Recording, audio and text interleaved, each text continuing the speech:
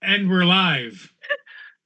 Hello, everybody, and welcome back to Chronicles of Divastara. I am William, or Shawnee, and I am your game master for this D&D 5th edition campaign. Joining me today, we have Jeremy making a drink. Hi, I'm Jeremy. I am playing Astra, who is a doll, and she has 3,476 ways to kill someone. And counting. And Yare, about to sacrifice their character. Woo! Hi, I'm Yare. I am playing Morgan Thompson, the human oath of sacrifice paladin. Fittingly, huh?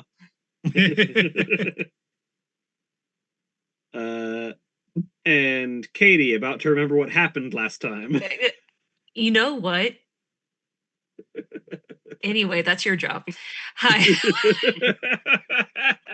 Players should take notes. My name is Katie. I'm playing Molly Malone Clemens, who is a human time investigator. And Drevian about to take all the loot. I was going to say about to go off on their own. Exactly. I'm playing Ingrid von Ryder, a undead rogue. And as always, Black Lives Matter, trans rights are human rights. Ice melts. And remember that elections are coming up and your vote does in fact matter, or they wouldn't be trying to stop you from doing it. I already did early voting in my primary, so... Same. I need to go do that sometime this week. And I'm proud to say, because I went on Thursday when I had the day off for doctor's appointments, I'm like, let me just swing by the library and do pre-voting. And there was a line at 10:30 in the morning. Yeah. And they had already seen 1,500 people, apparently. So, yay, people. I got an envelope in the mail, and I marked a bunch of stuff, and then I put it back in another envelope and sent it back. And it took me about 15 minutes. I've done that before, and with the fuckery that's going on, I don't. It's here in Oregon. It's 100% mail vote. Yeah. There's nowhere for us to. I mean, there might be. I don't know. I haven't done it, and I haven't gone somewhere to vote in 20 years, so I don't even know if there are places anymore. That's nice. There's too much fuckery going on with the USPS. Fair. Well, yeah. Get my little card. When last we left off, the group, after some conversations with some of the more hospitable residents of the former Drakenwald Manor, gained a little bit of insight and information about what was going on and where things could be found within the confines of this particular of this place, and eventually managed to uncover the secrets of the statues in the statue garden, which revealed a mirror-shined sort of melded material disc that seemed to represent the fusing of the two different family lineages that make up the Drakenwald family line. And upon retrieval of that, also began to make their way up the tower towards the top of where the private study of the head of the Drakenwald family, currently the father of Ingrid and her sibling Tanwife, thank you.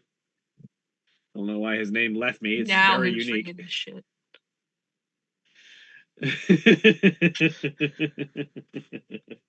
I didn't say about to forget what happened. I said about to remember what happened. Mm-hmm. Which means they forgot. But the group made their way through and up through a different couple of gates, with one door having to be opened at the expense of summoning a demon who almost immediately broke free of its control, but decided rather than picking a fight to just say, "I will leave peaceably if you summon me for some actual murder next time." And the group began to make their way down that hall, only to discover that, being alerted by a faint magical hum in the air, there is a disintegration effect that is currently firing disintegration beams at anything that enters the hallway. That leads towards the final steps towards the tower of Ingrid's father. To be fair, disintegrate anything that has depth to it. It has what to it? Yes, that has Depth. depth to it. This is fair. Your shadow can just kind of exist on the walls. From the shadow, notably can't open doors. It can too, as long as it's not As like long a as you heavy roll high iron enough. bar. It could. What it gets all the way up to the door, sees a heavy iron bar. Damn it! Damn it. Shadow is not particularly strong. What about a bat? Probably That would weaker probably be somehow. disintegrated. Damn. Considering you threw not- a pebble and the pebble got disintegrated. It's not one of those things like where you could like fly in and around the disintegration. It's kind of an open rectangular hallway. Oh, sorry. There I is- was picturing like the different like like Oh no, crisscrossing. one. Oh beam. no. So the effect was basically you tossed a pebble into the hallway because you're standing at the T junction where it turns into the hall. Right. And a beam shot out from one end of the hallway, hit the pebble square in the square center, and it disintegrated. Just one fuck ass laser. Gotcha. Okay. And I'm assuming this extends like all the way up and like all the way down. Yeah, the hall is kind of like floor to ceiling. But and the laser goes from floor to ceiling. it's not like a big massive laser wiping through. It is a single pinpoint shot, but it hit that pebble with such accuracy you have a hard time believing it'll miss anything that easily. It's a trained sniper with a laser pointer. Pretty much. It's a trained sniper with a laser pointer that makes the thing it points at disappear. Huh. Disintegrate. What a good spell.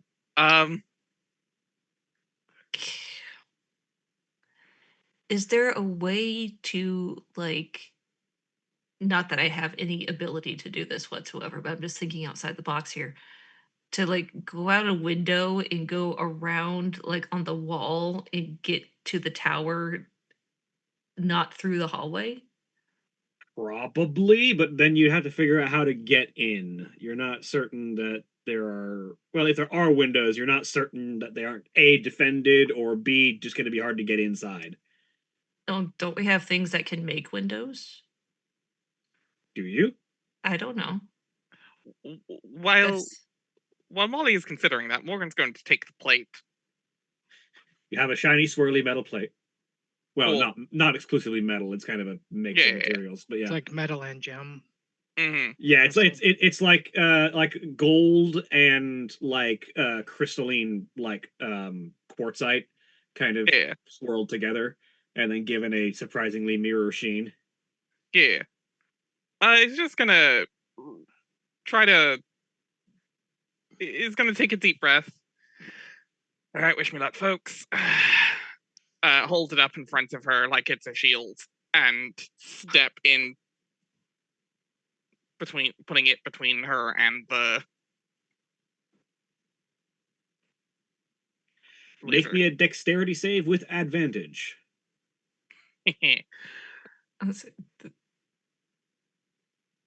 Molly's like, Cool. that thing disintegrated a pebble. Why would it not disintegrate a mirror?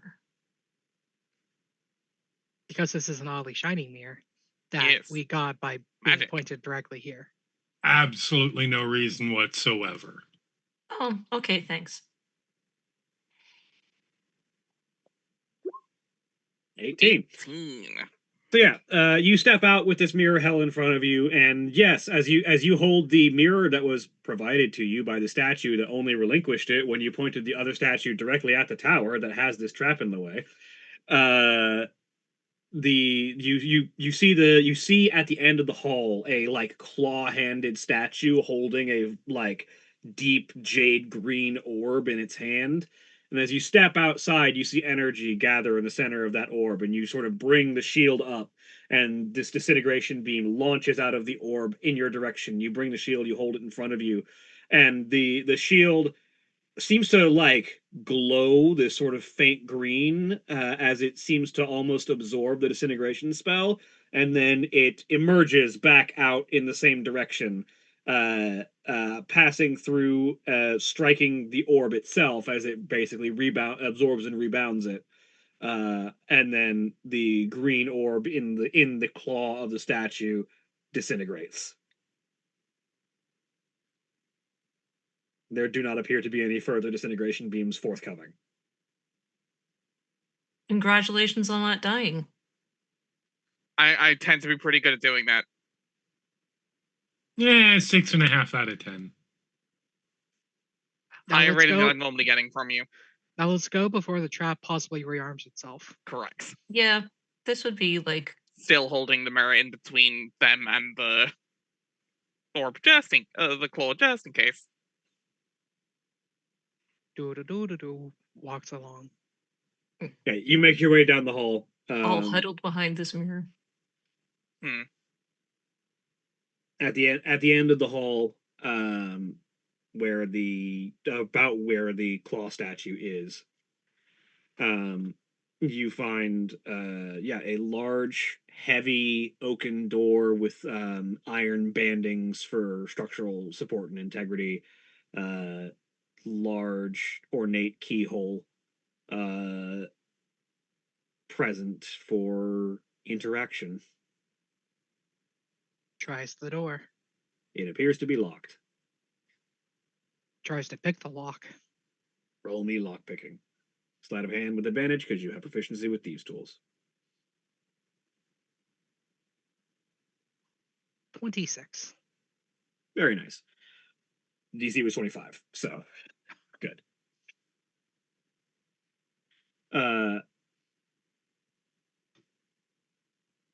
With a deft hand, you put your tools into the lock, feeling around for the tumblers.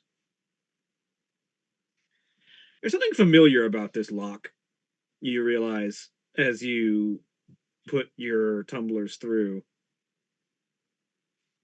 And you realize that this is a very complex lock. This is the exact layout of the lock that you were trained to pick locks on. Almost as if someone expected you might be picking this door one day.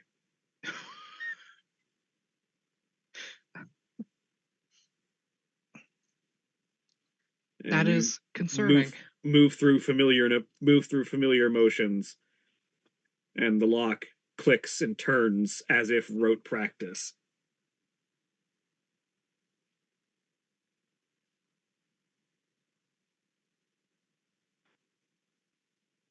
I would like to point out that the person who trained me to be a thief is not a detailed person in my backstory, so I have no idea. You don't remember who that is. You just remember that you were trained to pick locks by somebody. And they trained you to pick this exact lock. But open the door and get in out of the hallway. What's behind the door? And behind door number 1, a brand new car. You have to hotwire this car. We have to get this car out of the tower somehow. Gravity. You open the door, and you find a relatively narrow stairwell, outlined in sort of black onyx stone, with this sort of deep crimson carpet trimmed in this sort of verdant green. As you make your way up the stairs of this sort of spiraling staircase, you eventually come to a small, relatively small by comparison to the rest of this building, of this manor, but uh, densely appointed study. It's maybe 15 feet in any direction, but the room itself is thick with bookshelves. There are a couple of chairs, a desk for writing on, a fireplace in one corner, long disused, hanging chandeliers that have not been lit in an age, a profusion of ornamentation, trophies, art pieces. Uh, just a This space might have been relatively roomy at one point, but almost as if the person who spends time here hates the idea of having too much open space more than they know what to do with, has been crammed with as much art, utility, or otherwise as they could possibly fit while maintaining a function to the room. A downright maximalist.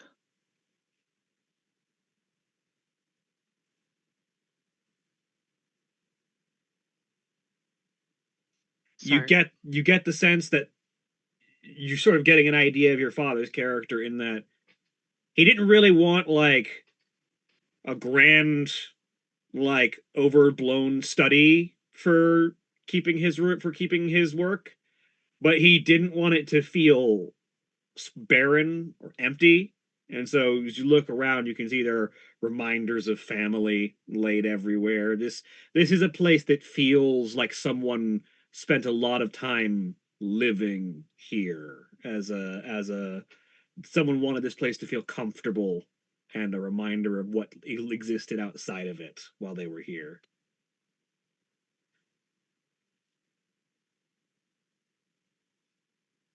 Is there any sign that somebody has been here lately?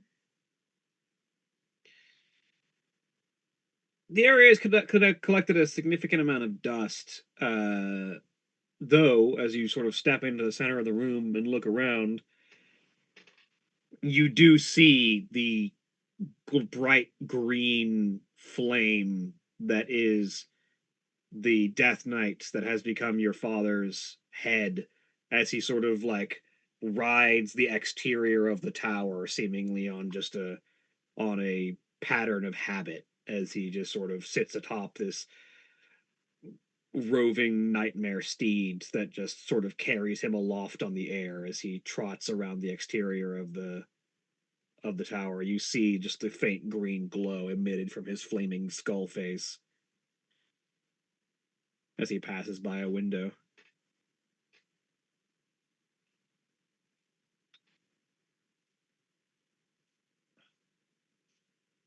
I just start perusing the room, looking at the bookshelves and the portraits and everything.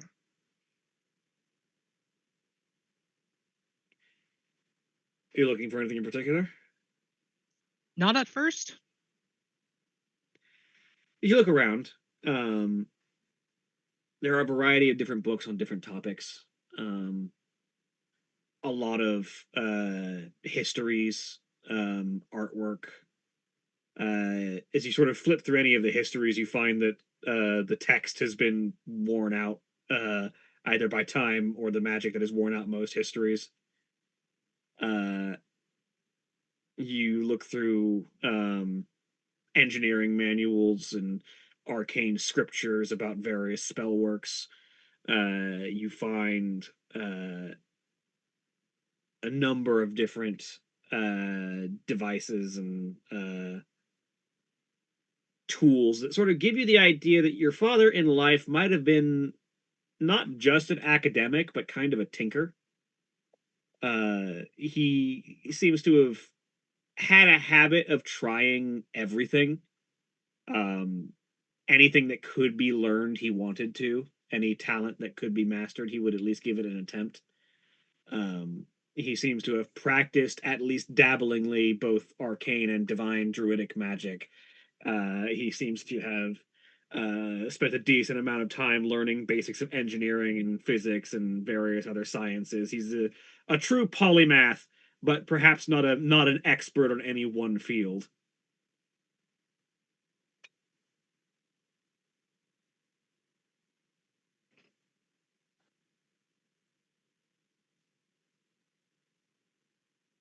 I particularly look for books on necromancy. As you look around, roll me investigation. You set the normal investigation. 14. Oh yeah, because you are proficient. Yep.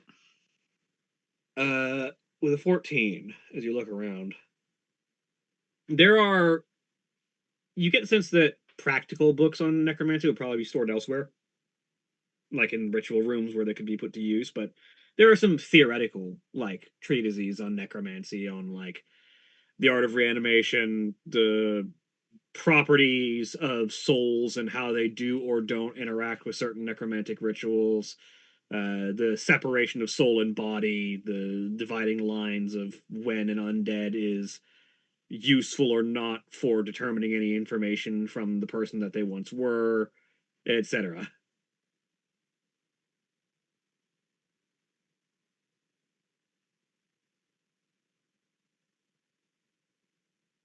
It looks like from the academic bent of the books that you find on necromancy, there's definitely a feel that, at least around here, necromancy wasn't seen as a cursed art so much as a dangerous one.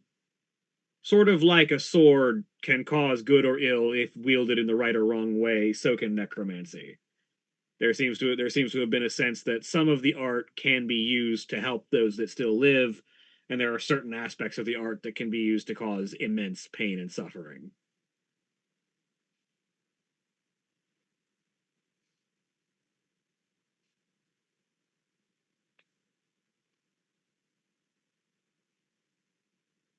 Let's see. Hey, Asher, you still have that bag of holding on you? I do. Oh, good. Why? All the necromancy books go in the bag of holding. Oh, yeah. I mean, the necromancy books aren't their own extra dimensional spaces, though, right? No, they're not. Okay. That'd be concerning. You do not suddenly open a hole into the astral plane by shoving a book into your bag. Listen. Makes a note. Yeah, exactly. Like, that would 100% be something. Make a bag of holding and attach it to the inside of a book. Book Yeah, of holding. exactly. Yeah. It's like how you hollow out the pages like to hold a gun or a knife or something. Just bag of holding, but inside book. Honestly, that sounds really cool. Do that to To be a fair, book. if I remember this much later after it happened. When we got the bag of holding, there was also a handy haversack. What? Yes, you do have both a bag of holding and a handy haversack. Bag of holding, but smaller with pouches. Gotcha. And that was glossed over when we did the jailbreak. Mhm. Because if I remember right, Jeremy specified that all the other magic items went into the bag of holding. Correct. I don't know that I took the haversack with me because I'm pretty certain you did. I just don't remember who has it right now. It's not me. Somebody else has the haversack. I don't think I have it.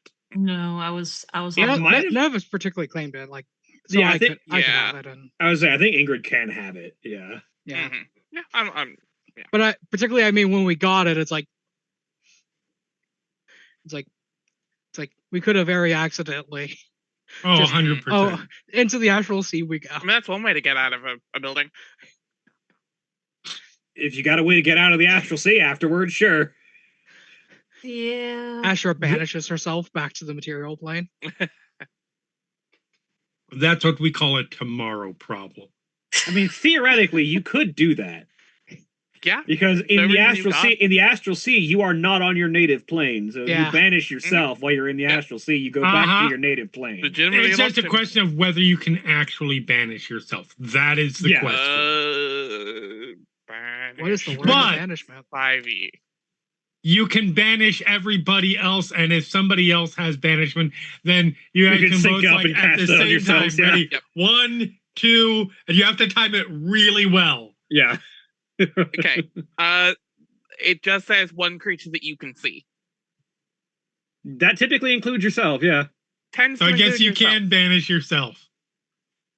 Normally, It- why would you? Because if you're on your native plane, Yeah. you just end up in a demi-plane for a bit. I mean, but- if you're trapped somewhere, or Yeah, 100%.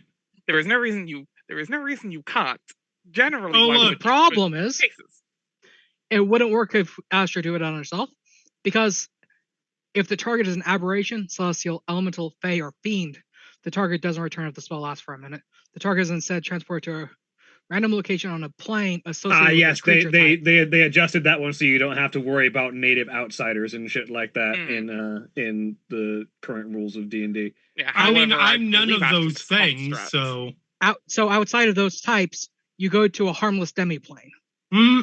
not to your native Oh. plane. Ah, Yeah, I think Those- that's I would say, because that is still the legacy version of banishment, I would say depending on the thematic situation, there's an argument that you could do it either way. mhm. There. But That yeah. wording is in the 20. I believe. Yeah, like 2024 the wording is returning to same, your but- native plane is the 2014 version of banishment, which I Mhm. would say thematically you could do either of those. Yes. So if we ever really have to escape, we do have 2 extra dimensional spaces that we could just suck ourselves into. I was going to Now- say, oh no, we're on a mountain and an avalanche is coming down. I just look at you guys all. I'm like, sorry, I can only do one at a time. Banishment. Well, so the trade-off of banishing yourself while you're on your home plane is that you'll be right back in an instant, because while you're in the demi-plane, you're incapacitated. And when you're incapacitated, you can't concentrate. So you banish yourself and then You come have to right go. back. Yeah, you have to go. You have to be on the other plane to get back normally. That is needlessly complicated. That's just how it's always worked. Like even in 2014, if you banish I something to a demi-plane, understand. Because it's It's the way when spell incapacitated on the effects demi-plane. used by the thing you're It's still needlessly Banishing. complicated. banishment. banishment is in fact a complicated spell. Yes. Okay, so any other stuff we want to take from here, or we waiting for Presumably the somebody to signet come ring, back? wherever it's at. You gotta find that. Oh, that's right. I actually do have the haversack. Sorry, I was on the wrong character sheet. I actually do have the haversack in my inventory. Ah, And the bag. Not together, right? Not together, no. Next to each other. Okay. hold on. You want to distribute that haversack to someone else just so you don't have the temptation? What kind of weird ass temptation would that be, first of all? Number 3,477, I believe. That's not kill. I mean, That would kill someone. it wouldn't kill us. If they don't have a way to get back, they would die out there in the astral sea. Yeah, there's no air in the astral sea. That's questionable. Yeah, like whether you can breathe in the astral sea is sort of Most the dependent on astral where sea you has no air. on where you are and what the state of it is.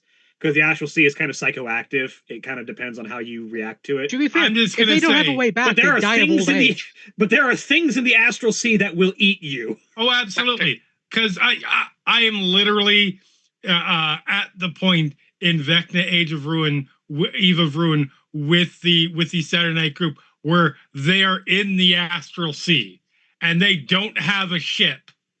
Oh, good luck with that. It's the point. You have to go there to do a thing. Yeah, and Um, the astral sea is a place of imagination and psychoactivity. Like it just kind of reacts to the people and things around it. It's Hmm. not always empty. Yeah. This is fair. Yeah. But you know, there like it's less the will you survive there and more will the things that live there eat you? And the Yeah, answer is banishing usually most people yes. to the astral Them sea I can will kill them banish. indirectly.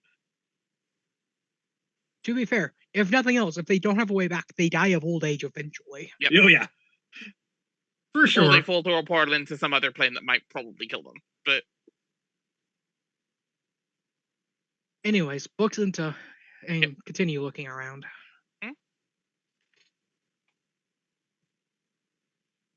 Start checking the desk and Trying to get my character sheet to stop fucking up. Roll me another investigation for if you're looking for the signet ring. 22 this time. Very nice.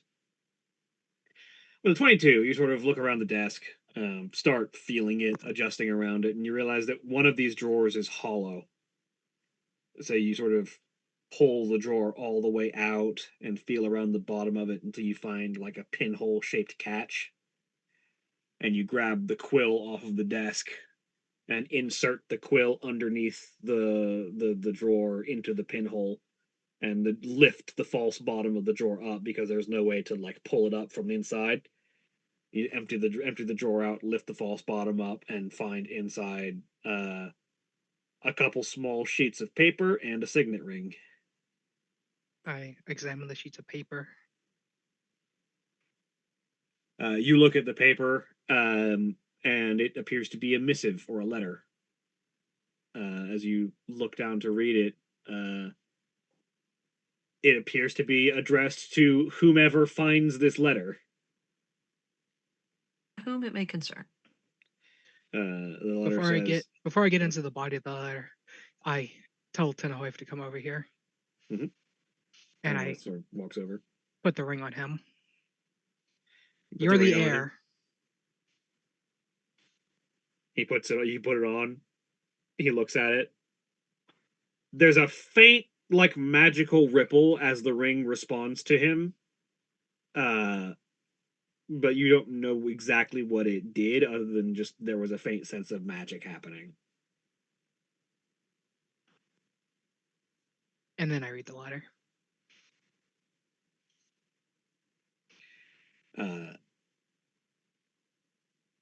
So the letter reads, "To whomever finds this letter, this is stored alongside the signet ring of the House of Drakenwald, the royal family of the Kingdom of Noctis. The magical seal placed upon this letter and its companion artifact should prevent it from being destroyed by whatever it is the foul opponents who stand outside my gates may have in store. The ring is the last true signet of the Drakenwald family. When worn by a rightful heir, a true member of the bloodline, it grants its owner command of the castle you stand in, should it still be standing, and the rightful rulership of the Kingdom of Noctis and its constituent magical and supernatural defenses. I pray that there are any of my heirs still alive who may one day see this ring once again grace the world." And then at the bottom is the signature of the author of the document, which I need to once again pull out my Drakenwald family tree.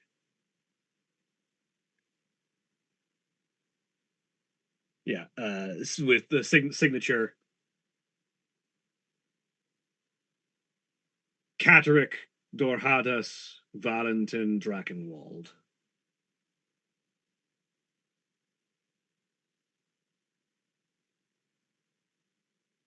And I read this out loud, so at the very least, my brother hears it. Whether or not anyone else is paying attention is up to them. As he sort of looks down at the ring. Well, I think either of us could wear this, but it should be what we need to get down to the Font of Nox without having to fight everyone.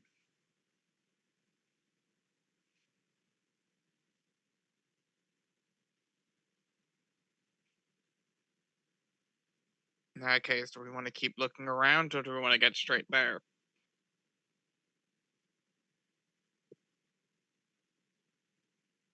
I'm gonna leave that up to you all. You are the ones who got me here. Risk of sounding cliche for a time investigator. I think time is of the essence here.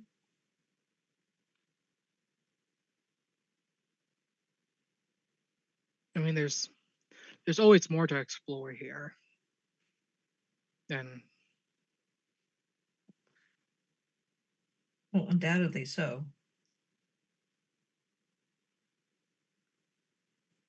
But at the same time, have we, not to sound callous, but have we got what we need for now to continue on with the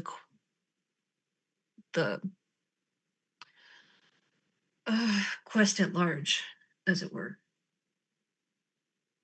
That'll get us through to the main, without dealing with all the undead at the fountain. like that'll let us get to the font, but like the other goal was to try to see if there's any artifacts that can help with the quest at large, and we have not particularly delved into that aspect. Well, we found a few things at the very least. Yeah. Still do have that one little trinket from the couple in the conservatory that we need to find the door for. Oh, the moon, or not moon, the icicles. Yep. It's the only lead we have right now.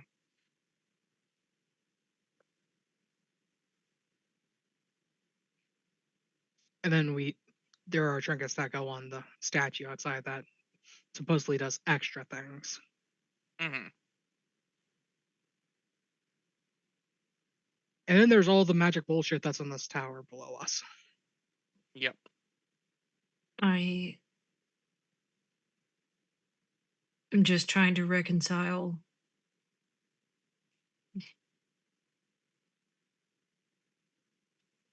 I don't know, everything I say just sounds callous, and I'm not trying to be. I know there's a lot to explore. I know there's a lot more we could find, but what is our ultimate goal?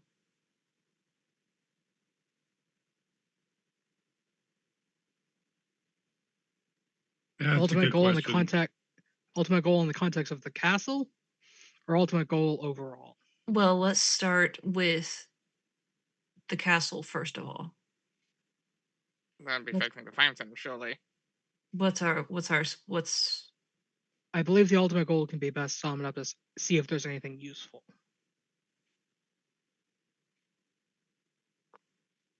okay, but what's because so we've collected a great number of objects.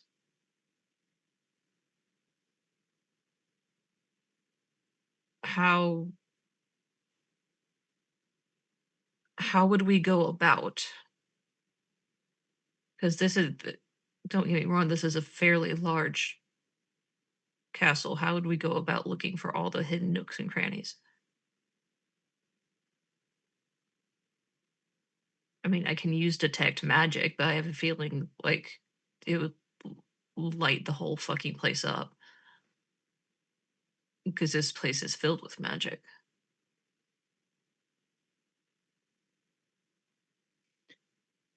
I don't think we need to do that granular of research, because we could eat up the next decade finding all the nooks and crannies of this castle. Agreed. The family's had 30 years to do God knows what. Indeed. Which brings me to my original question. Just kind of, it's like, I feel like just a cursory go through. Mm-hmm. Now, especially now that we have, like, we should have unfettered access, and we aren't worried about the family trying to kill us. I mean, do we know if that's going to affect if that's going to stop the amalgamation from attacking us. Assumedly, yes, but doesn't hurt to ask. I mean, I don't know, but I can take a guess. I mean, it reacted to his name, so it still recognizes itself as family. True. So it I mean, if we can stands to reason that it would recognize the authority of the signet ring. which in that case, if we can come and go as we please, let's at least try to find out what this icicle pin is leading to and go from there.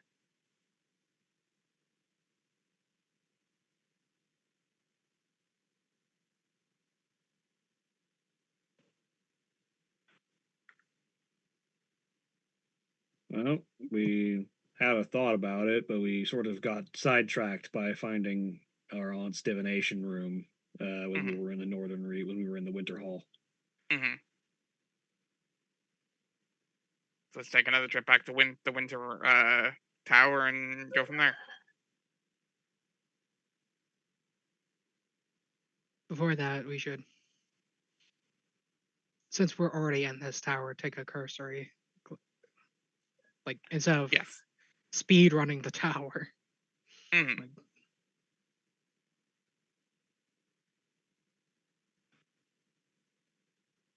Game.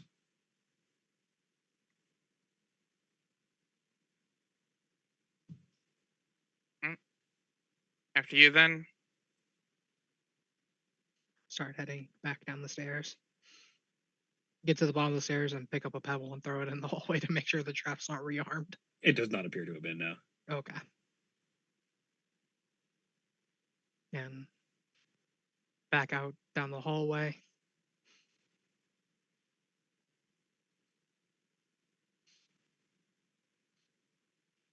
Once everyone's down the hallway, close the doors. Which direction are we headed?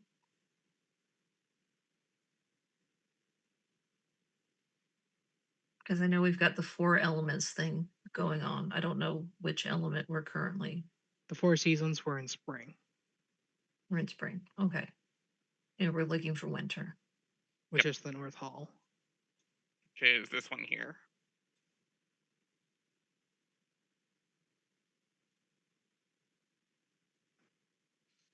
Yeah, go down the stairs, look around the next landing, and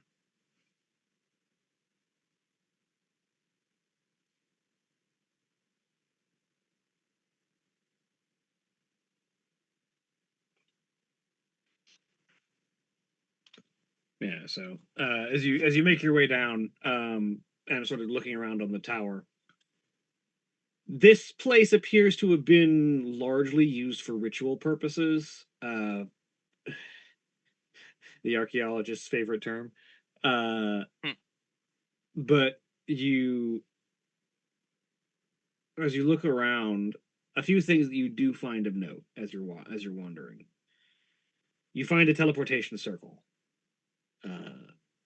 of which the sigils could be memorized if any of you had the potential to gain access to Circle of Teleportation as a potential destination for you, should you wish to return here quickly.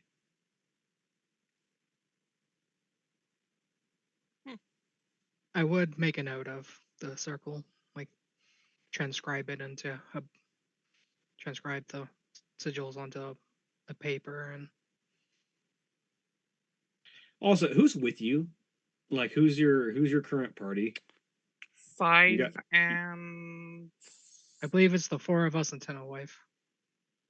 no, there were more. There was, I think it was 5 and Kiara. The other 2.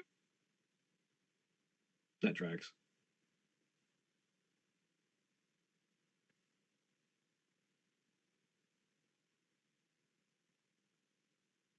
Just checking to confirm I know who is where.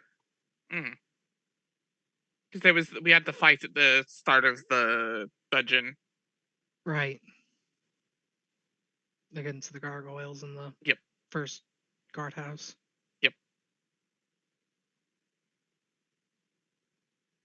Because I remember doing shapes. I do remember doing shapes at many enemies.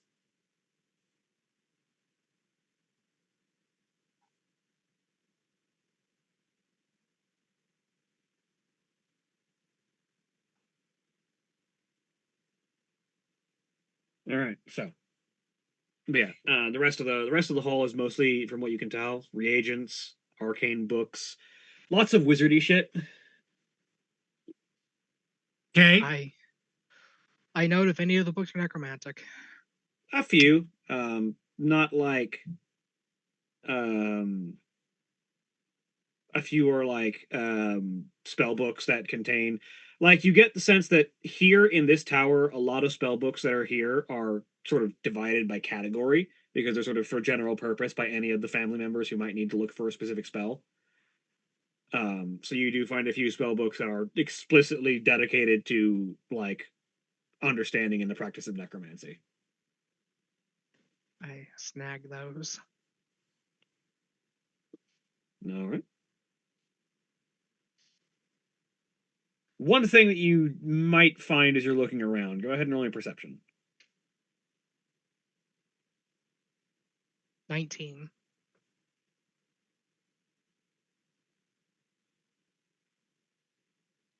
With a 19, there's a ritual blade that you spot. That it's sort of this red leather wrapped hilt with no crossguard really, and like this long pointed short sword blade with like a gold end cap on the bottom of it and 3 sort of gems studded into the hilt. It stands out to you as being a unique design that sort of doesn't seem to match the rest of the decor around here.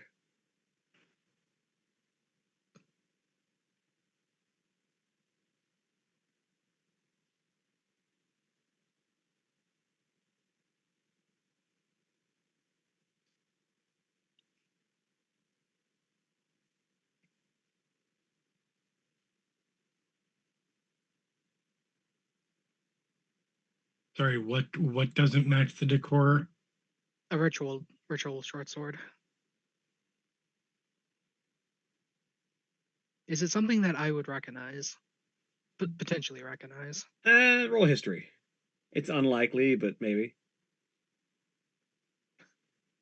Not really. You didn't really spend a whole lot of time learning from the casters. Like I have very basic. Yeah, like you got some basic education, but not enough to really recognize what this is or what it's for. I got enough to cast augury and prestidigitation.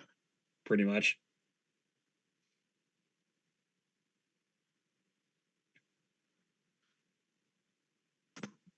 I probably would have learned more if the kingdom stuck around longer. If you hadn't been, murdered, yeah. I wasn't murdered. I fell out of a tree. I mean, yeah. So At gravity best, tried to it's murder you. manslaughter.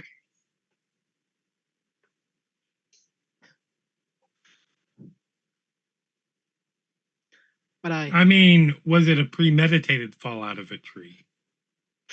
did I I mean, swan the dive? goal was to have you die at some point anyway.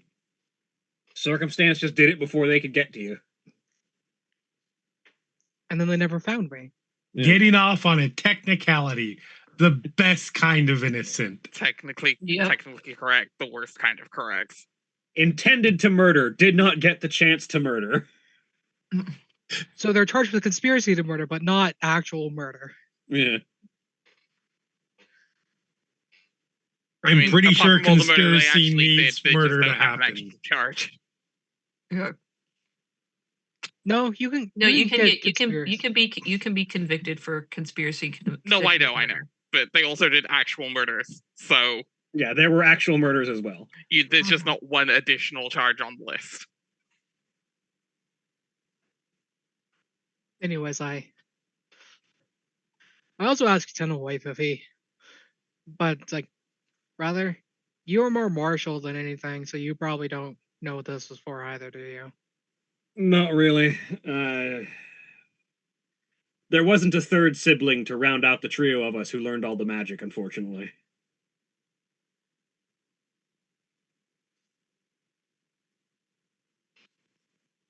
Or is there? I set it over my shoulder and continue walking around the room, and This feels significant, but not significant enough to waste the 10 minutes on ritual casting identify at the moment. So Fair enough. this is something that can wait till we're back on the Needhogger and traveling again. It's good.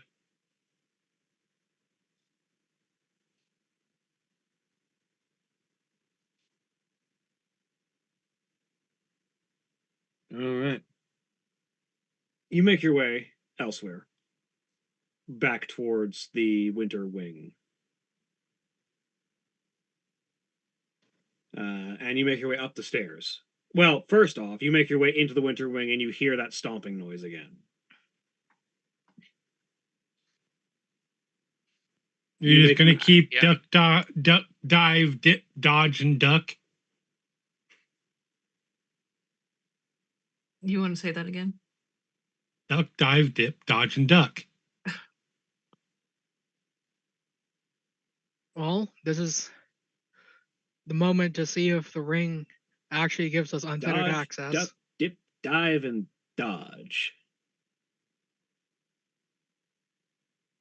You can dodge a massive fused together corp person. You can dodge a ball.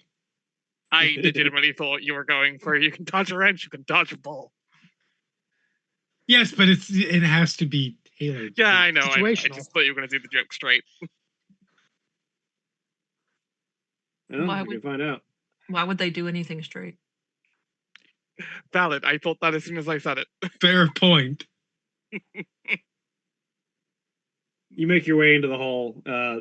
The Juggernaut once again spots your group and begins to close in. But Tanaloth steps forward in front of the group and just sort of holds out their fist with the signet ring held high, and just sort of stand down. The Juggernaut kind of screeches to a halt and stops, and comes to a stop, sort of sliding across the ground for a second. I address them by the names in the conglomerate and state that we're the heirs and bear the ring of the family of Drakenwald. And water, heart. This is Jeremy talking, not Astra, but I did kind of hope that it was going to be stop, and then the next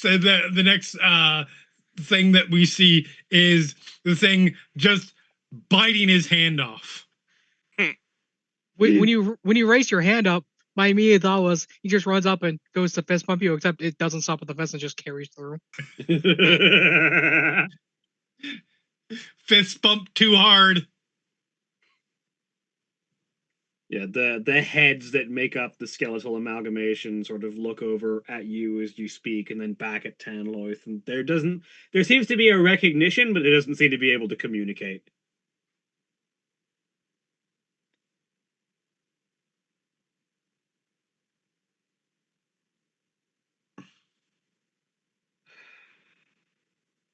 Go on your way and let us pass, Tanaloth says, holding the ring up, and the Juggernaut sort of turns and starts to lumber away.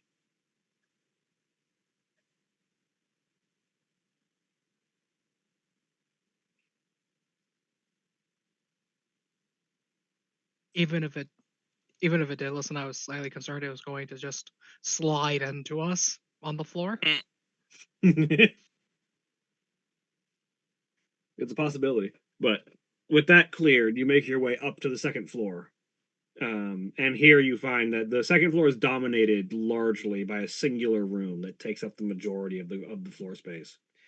And yes, at the front of the area, there was a large pair of doors, metallic, etched with runes of sealing and protection. And in the center of the doors is a slot that is shaped with that sort of teardrop icicle that matches the pendant that you've been given.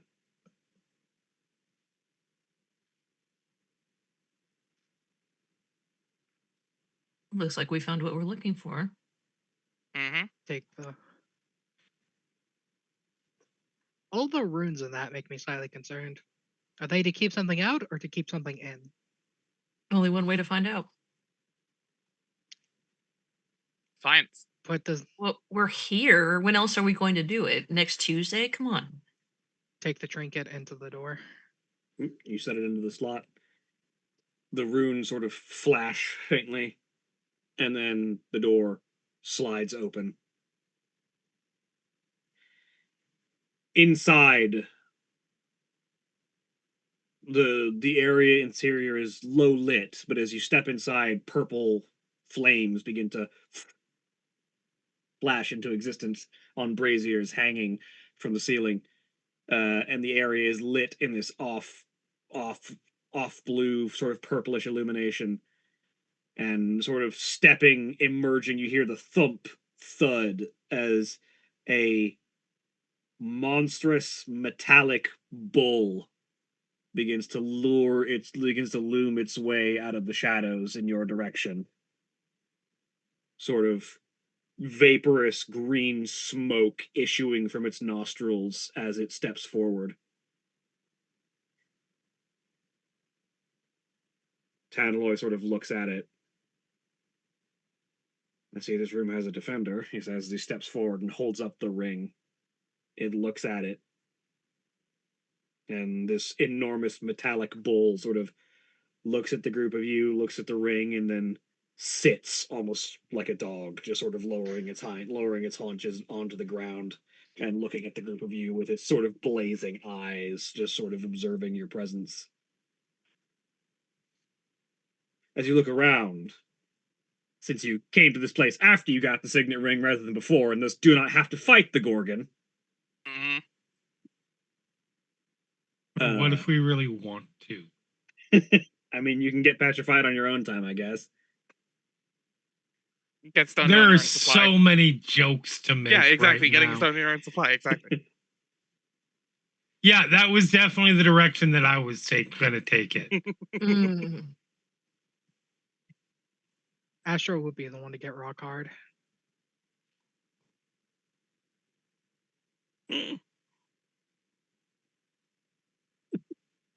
So not fighting the Gorgon. Correct. Okay. Which is still, I remain adamant, Wizards, is not the thing you should call the giant metal bull. So, fun fact, mythology nerd here. Hi.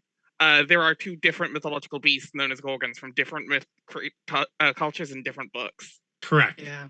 There is Yeah. a book from about the 1600s that refers to a metal bull as a Gorgon, because they did not know about the Greek one. And that is the reason, as much as I do not like it, that the monster with the snake hair that petrifies you is referred to as a Medusa.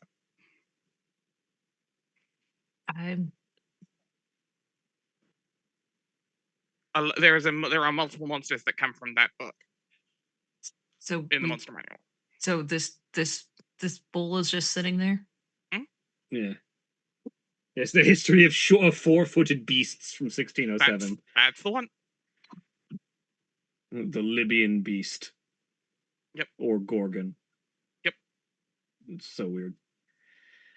It just happened to have the same name as the Gorgons, the Gorginae Gorgon from systems. Greek Yeah, myth. the Gorgonae.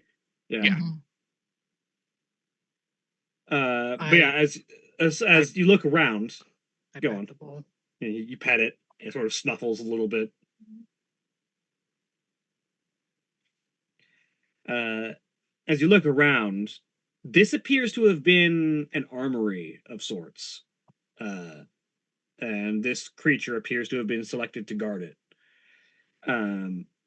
As you look around, there are statues that are probably would-be plunderers from times long past. In fact, as you look around, you see one that looks like a heavily armed soldier who is midway through dropping his sword in fright as he was turned to stone. That's the way you want to be remembered for eternity.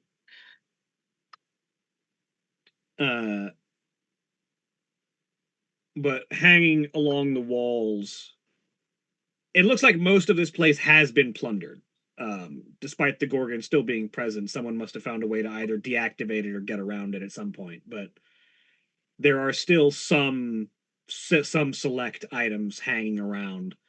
In particular, there is a suit of studded leather, an attire designed for one who moves lightly and swiftly, hanging on an armor rack, as well as on the table in front of it, a crossbow with bolts sort of laid aside it, and a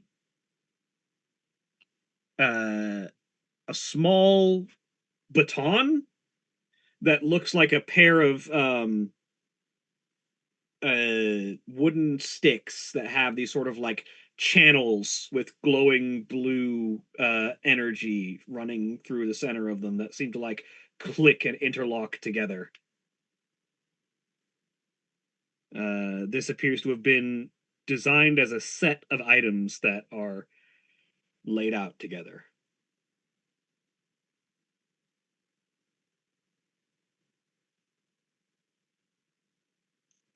I make sure there's no trap. It sort of seems like the trap was the Gorgon, as there doesn't seem to be anything else standing out that would be getting in your way of grabbing these. Oh no, I meant much more as like making sure these aren't left intentionally as bait by whoever plundered us, not the family that left the Gorgon. Doesn't seem like it from what you can tell. Okay.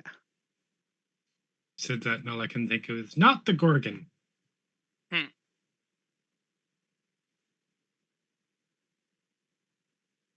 Somebody here has seen dinosaurs. It's been a long time. Yes. Reminding me that I haven't given you guys the magic items in your journals. I'm realizing. Let me just add some of these. Greatest series finale ever. With the puppet It was realistic. children's show Mm-hmm. ends with everyone dying.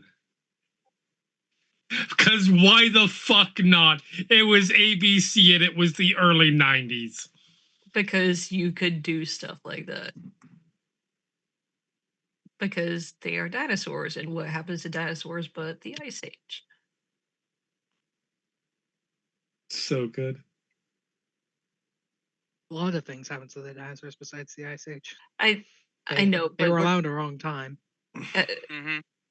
I mean, the show was on for several seasons, so like. No, it was a one season. It was a 5 and done. Sorry. As I say, it was not a one and done. No, It it was was- like 5 seasons or something. It was like 5 that. seasons, but yeah, it chose the meteor. I believe it chose the meteor theory, not the Ice Age one. Kind of both. Okay, The meteor caused the Ice Age. meteor Correct. caused the Ice Age. Okay, Yeah, it's been Like, a long let's- time. Like I said, let's throw it all in there. Why not? Also, let's keep in mind again, this was ostensibly for kids, although it hit like some serious topics that Yeah, it weren't often covered in that time. it really did. Yeah, The family that the we're dinosaurs had focusing AIDS. on, who very clearly are going to die, includes an infant. mm-hmm. Yep. Oh yeah, that's just dark. It's just real goddamn It's real dark. good. Oh, Mhm. I do need to specify. The crossbow is I said bolts laid out. There is a single bolt with this crossbow. a single bolt. Either way, I yanked all of it Yeah. to The identify later. the crossbow and the bolt apparently have names. There is a engraved plaque on the butt of the crossbow, and also an engraving in the side of the bolt. What does it say? The engraving on the side of the crossbow says "reap," and the engraving on the bolt says "sow." So Only it's not "sow" SOW, it's "sow" SEW. Multiple levels of pun here. Hmm. I refuse. Somebody is fucking around with the English language. Not the first time. Could be What's the English? last. Sweet common. Sorry, had to.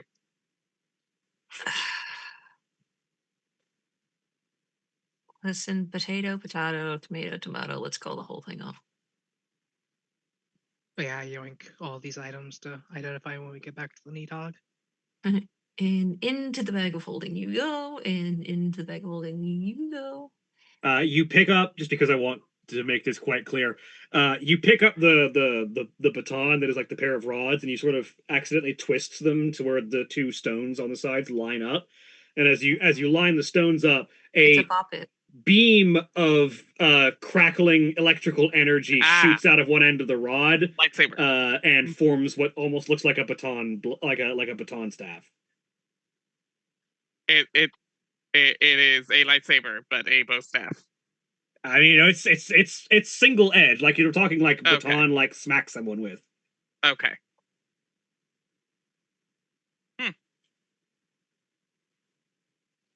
Whacking stick. You go in the bag.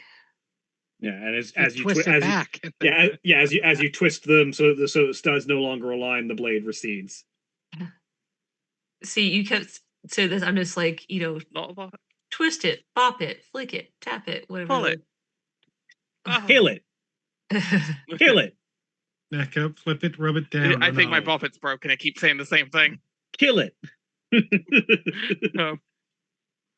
I don't know why I'm on a 90s kick right now, but Simpler times, theoretically. At least not to nostalgia- really. No. At least to nostalgia brain. No. I know. Obviously. No, sweetie, no. I'm not. You're not. What? I am well aware I was joking. I mean, well, I To be don't fair, know. Like, It might have been simpler times in the UK because they didn't have any money in the UK at the time. I mean, you're right, but you didn't have to say it. like Late 90s were bad for the UK, yes. I'm trying.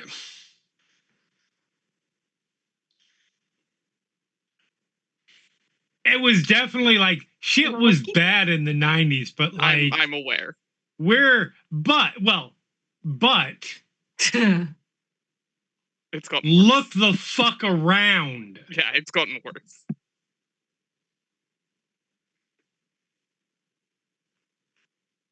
I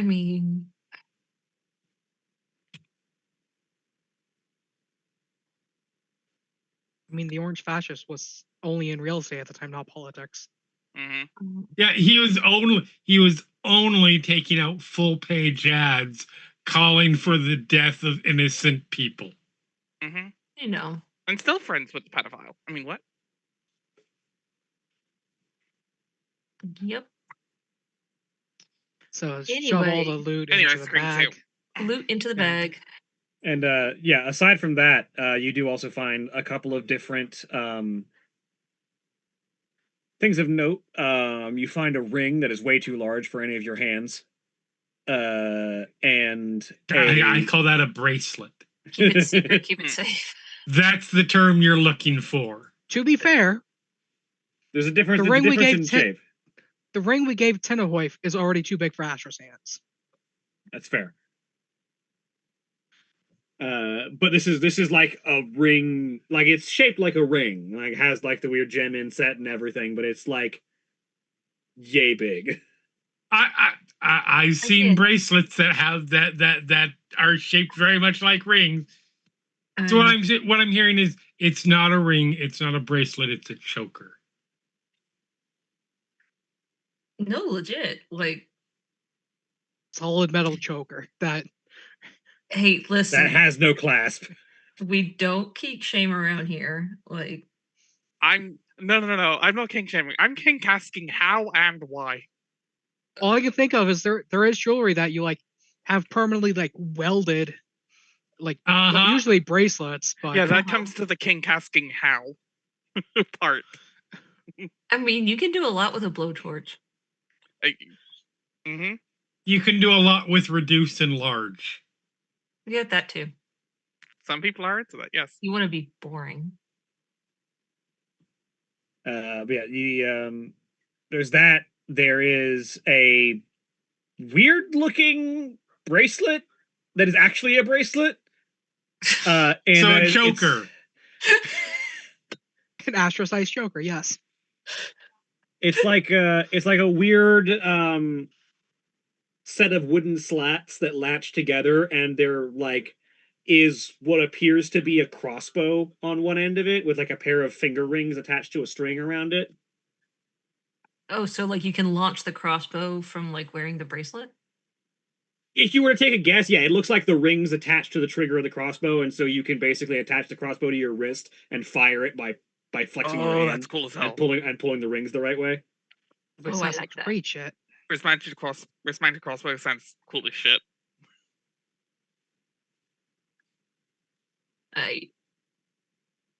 We got all the free shit. And then other than that, there's also a large gemstone that sort of stands out on its own. It looks like it has Okay, like a setting Wait, craft around it. back the fuck up. Is it on a pedestal? Yeah, by itself. With an idol? No, it's just by itself on a pedestal. I don't know, man. Like It does seem Somebody to have pulls like out a setting. flower. It does seem to have like a setting around it, like it is meant to go in something. like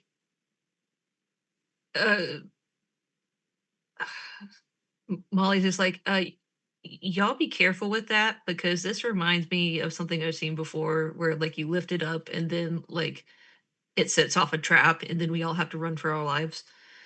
I As examined I'm the like traps. in the process of picking up what? No, I'm kidding. Are you even tall enough to see it on top of the pedestal? She's been climbing for the last like 3 minutes.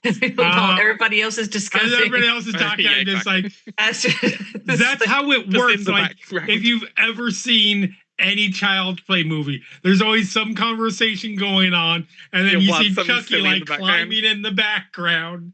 Yep. I mean, I haven't seen any Or child's play Tiffany. movies, but I've seen like actual children. Like, Yeah. But I'll examine the pedestal for traps before picking up the gemstone.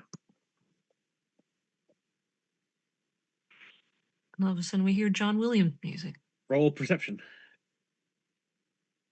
Let's see. Ooh, The one who is inspecting for traps. That's That was persuasion, sir. persuade the trap. Perception. Please don't go off. 16. Hey, like, It does not appear to be trapped as far as you can tell.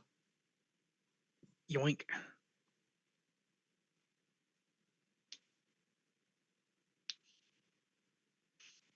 okay, I need to know: is the bull still just sitting there? Like, is Yeah, it just he's just watching sort us of he's take just all sort of this stuff? watching, just observing. He has become passive. It's like, you're the rightful family. This is your shit. Pretty much. Do not pat the killing machine. Okay, fine. I won't pat you. Good. I mean, I meant the metal bull, but yeah, don't pat me either. I bite. I can't turn people to stone yet, but give me time. Mm. Yeah, actually, you would be able to do that, wouldn't you? Eventually, Flesh to stone is an Mystic Arcanum. yeah.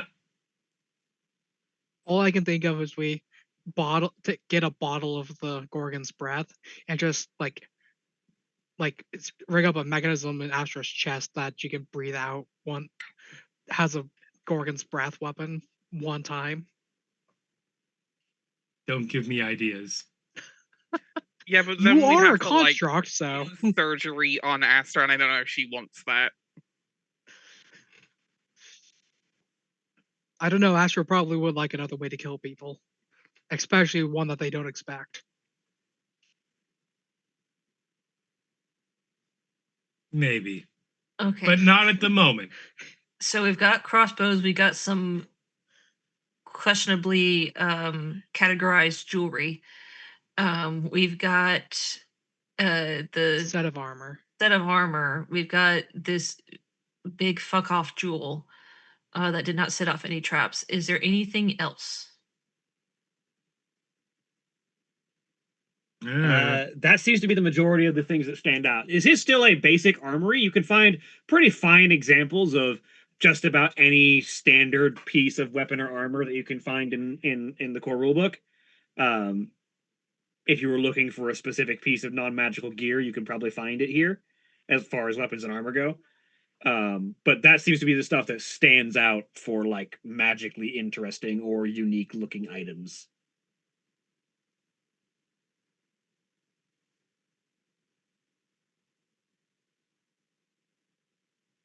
All right, where's our next stop?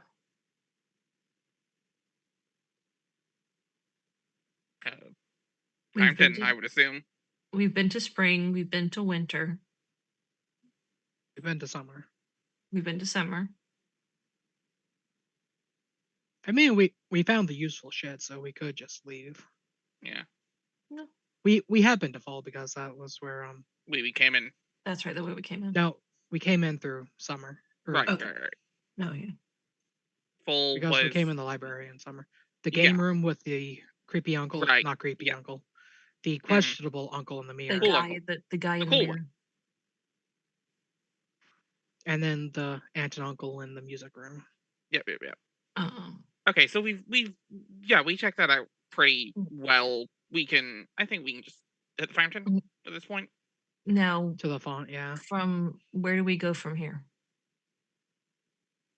The middle. Middle of what? Can you not see the map? No, I see the map of the place we're currently in. Yeah, the middle. The statue garden. Okay, yes, beyond the statue garden. Like if we're leaving this place, where do we go beyond that? Down into the crypt to the font. All right.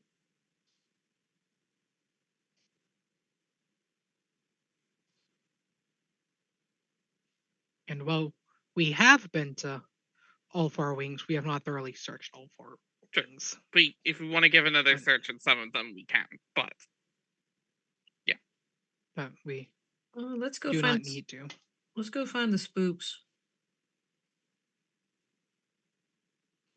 The spooks are all over the place. Well, the one where they congregate.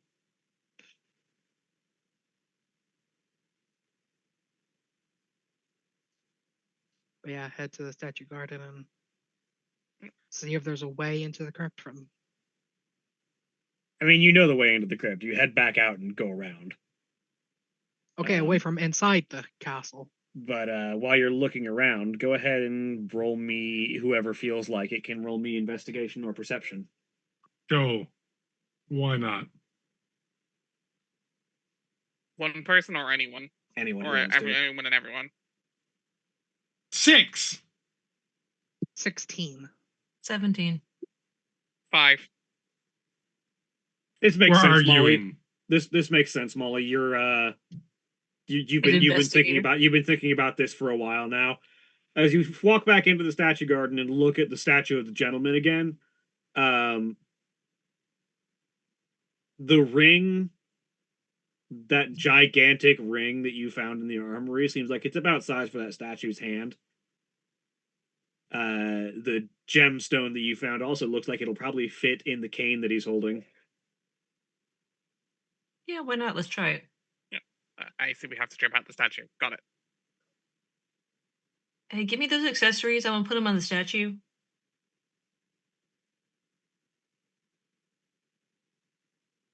Fish him out of the back of holding.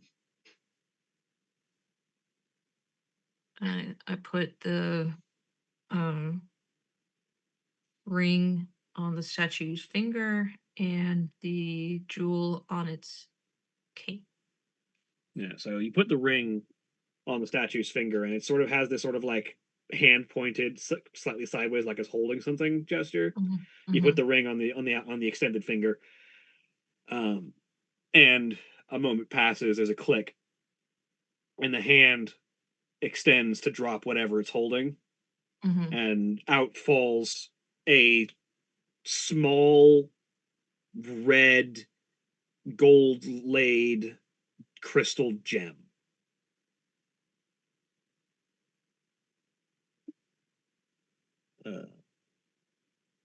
And then when you put the other gem into the inlay of his cane, the cane sort of clicks, unlatches, and folds open, and inside you see a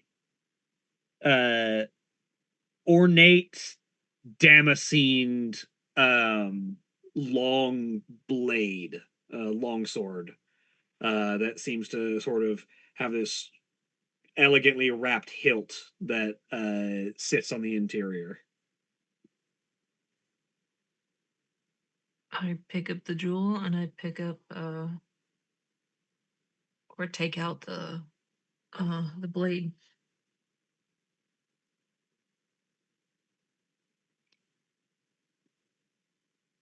Both are quite clearly something magical. You would need to take time to figure out what they are, but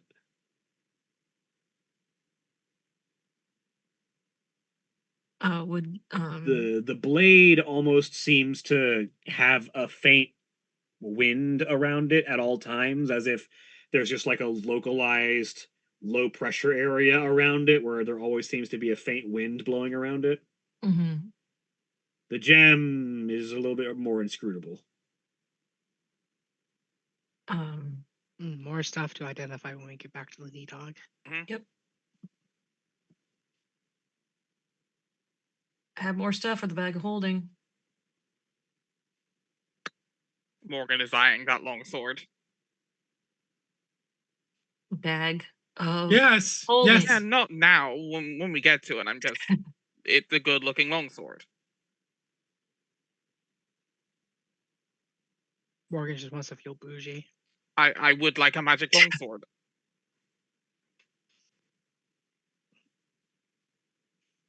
But yeah, you store those for now and make your way out towards the crypt.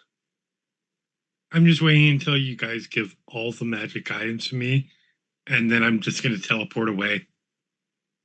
To be fair, there's a bunch of magic items that are just in Ingrid's closet too. This is true, but I do have like a metric shit ton of just that stuff and your necromancy books and like, which is good because I need something for firewood.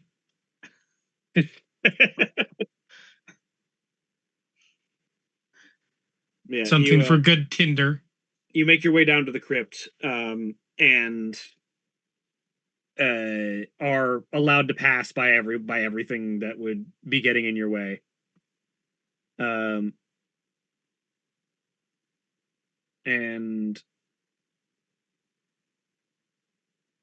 eventually you make your way down to the very bottom. In here, there is a central area that is sort of deep as you make your way further down to the very bottom of this crypt. You arrive at a central domed chamber. There are pillars that look to stand against the environment, and this sort of black, bleak, grayish stone area that is low lit by faint black flames that seem to emit a strange light. And as you look into the center of the room, there is this big circular font, this sort of slightly raised platform, and then within it, a pool of just abject blackness. This sort of color of night, this faint, like purple black pool of energy that just sort of rests in the center of the room. And standing on all three sides of it are the three greatest fighters and military commanders of the Drakenwald family in their undead forms. those sworn to the protection of the font even in death. One, a deathless rider riding atop a pale horse, armor covered in arrows and blades that have pierced them even and remaining even after whatever battle took his life. His heavy armor, his helmet shielding his face as he holds a blade aloft. Another seemingly spectral and ethereal, their forms shifting and glittering like starlight as a ghostly blade rests tipped down in the ground in front of them. And a third, a spectral blue flame inhabiting an ornate suit of armor, pike and halberd, pike held in one hand as they stand to one side. All three turn to look upon your group as you enter. The one who holds the pike, this flaming ghost spirit, steps forth. The font of Noctis, or the font of Nox, stands defended.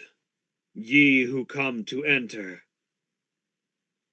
Tantalorth steps forward and holds up the signet ring on the back of with his hand pointed towards them.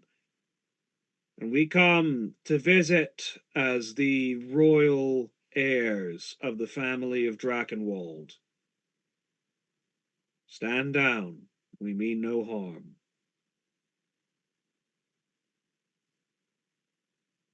The three of them seem to be ready to stand down, but then an echoing laugh fills the air.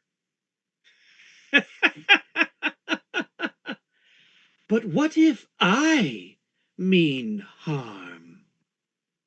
There's a flash of blackness, and as shadows swarm out from the font of Nox, and seemingly overwhelm the three defensive spirits as they are swept aside and seem to disappear under the darkness.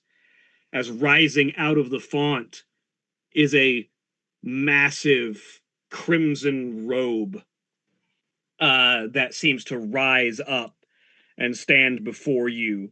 A too tall figure emerging as masks seem to float in the air around it, its visage seemingly staring you down as a cracked porcelain visage of pale skin and black hair adorns their face, and they sort of reach up and pull it down, revealing an empty crimson void within the hood. It's so nice to finally meet those who are such a thorn in my side. And this is where we're going to take our break. Remember, we take our break, you take yours, so sit up, stretch your legs, do whatever you need to do, and we'll be back in just a few minutes. Please enjoy these commercial messages.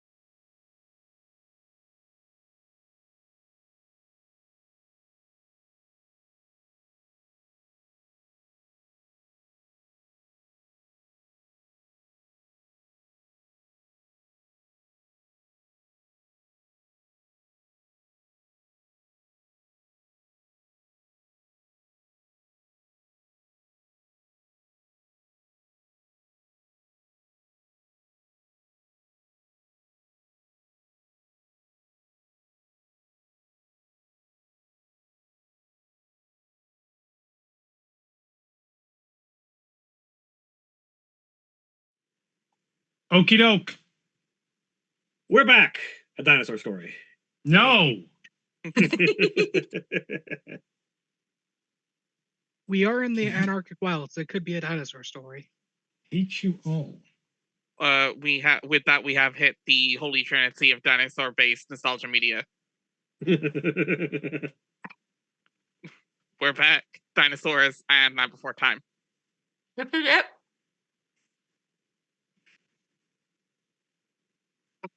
Fair enough. That's a big pile of shit. There, we hit the force. There it is. Yep.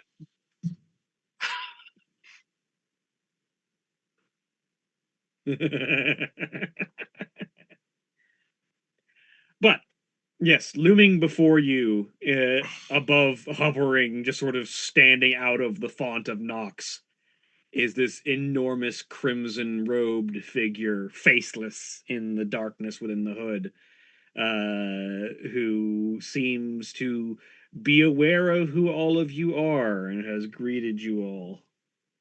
The fuck is this? Oh, my dears. You've been traipsing about in my carefully crafted world, looking to undo all my hard work, and you don't even know who your enemy is. And This is you're insert- the one who did this. It's Okay. like this is the insert whatever Yugoloth class it Mhm. was. That Shamaloth was Shamaloth. the descriptor that Soria had given you. it's like this is the Shamaloth that fucked with everything. Fuck you. Is that really the best you can come up with?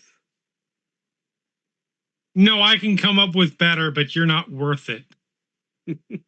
So fuck you. Oh. It's clear that my underlings need work. If such droll and disparate creatures as yourselves can pose a threat to the pristine order that I have allowed them to create. Yeah, you're not very good at this, are you? Please. Few could ever have claimed to have upset the world order in such a grand design as I have. Let's not cast aspersion, shall we? Yet you still missed spots. Also, not a whole good. Like, isn't that the entire point of Shamaloths? Like, you're nothing special. Your entire class of being should be able to do this if they want. Oh, there are few who could achieve such a grand scale of deception as I have. I think few have such big ego as you have either. I mean, wow, it lasted a whole, what, 20 years before somebody figured it out? You're not very good at this. And yet the world still dances at my strings. For now. Now the question is, why did you make an appearance to us now if we're not a big threat to you? Yeah, you don't make an appearance unless you're, forced to. I will admit, finding the font was something that I had not expected to occur quite so quickly. There's a reason for that. You want to know why? Because you're not very good at this. So you keep saying. Yeah. And yet, between the two of us, I am the master of lying. Yours is a bit too easy to see through. I don't lie. Ask them. I don't lie. Yeah, she mostly threatens. Uh-huh. Because I'm not a little bitch. Now, Character art's so funny something that we glass just- houses throwing stones. It's funny that we like this Damon that could probably just kill us instantly. We just keep deriding Yeah, it. we've become a DM. This is a DMC boss fight now. on another chase, like William, I know you're doing it for effect, but I can barely hear you. My audio is not. It might be on my end. Let me check. My input volume is at max, so that may be on your end. Yeah, I'm Yeah. trying to figure it out. Oh wait, are you working now? Maybe it's working now. Yeah. I don't know what the fuck's going on the computer. Oh well. Still, I did want to see you for myself, just to know who it was that's been causing such a problem. I have to say, it's a bit underwhelming. So you just want to meet face to face to face to face to face to face to face. Very good. Because we're a pebble in your shoe.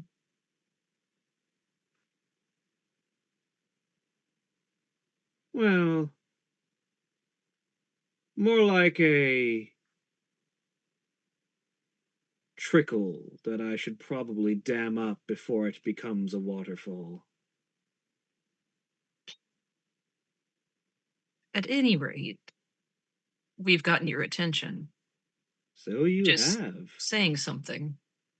Since it's been 20 years and now you're just deeming it appropriate to show yourself. I At lean least- into. Sorry, go ahead. I mean, are you going to like bring up the organ and start like singing Angel of Music or something? Like, I mean, I lean into Morgan while this conversation is going. It's like, I'm gonna do the thing. Don't piss off the demigod. I'm just giving you the heads up. I'm gonna do the thing.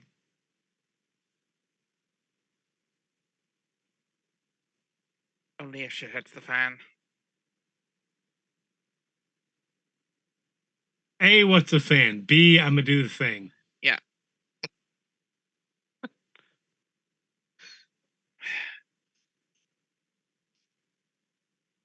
Look, I owe someone something. And it's not gonna do much. And it's all very I very know quick. it's not going to It's do not much. gonna That's do why I'm much, stopping you from being but stupid it's right gonna now. be really funny. Why I'm going to try to stop you from being stupid right now, and not cause a scene. Cause the scene, it's funnier that way. Yep. While you're doing all this, I need all of you to make an insight check.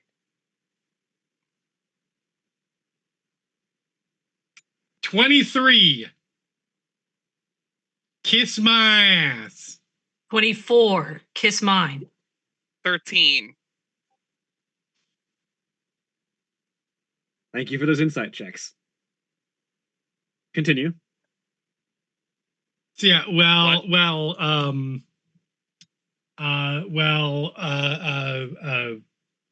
Molly is in conversation. I'm gonna summon the Cambion behind. Morgan Uh, is going to try and grapple Astra to hold her hands back.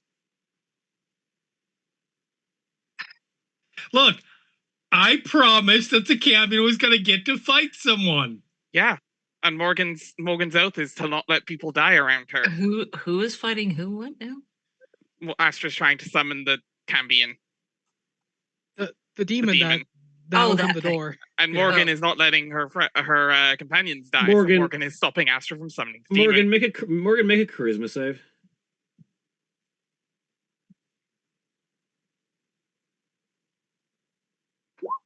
Oh, 13. That's real bad. Morgan, you go to try and grab at Astra's hands, and you realize that the Shamaloth isn't where it was a second ago, and you are reaching out, and your hands are now just interlocked briefly with the Shamaloth's hand as its taloned black fingers just sort of curl around your armor, and you feel it begin to rust as its fingers touch the gleaming metal of your gauntlet. As she looks you in the face, you find yourself staring into the empty robe. As all of you realize, the Shamaloth is now right next to Morgan when it was standing over the font, and now it's here. You didn't even blink. You just came to the realization that the Shamaloth is actually over there now. As it sort of looks, as it locks hands with Morgan. Come now, let's have some fun. Oh, look, it's a meet cute. The Shamaloth's holding your hand. This is how all romances start, right? Not my type. And in this particular instance, also, Astra, make me a charisma save.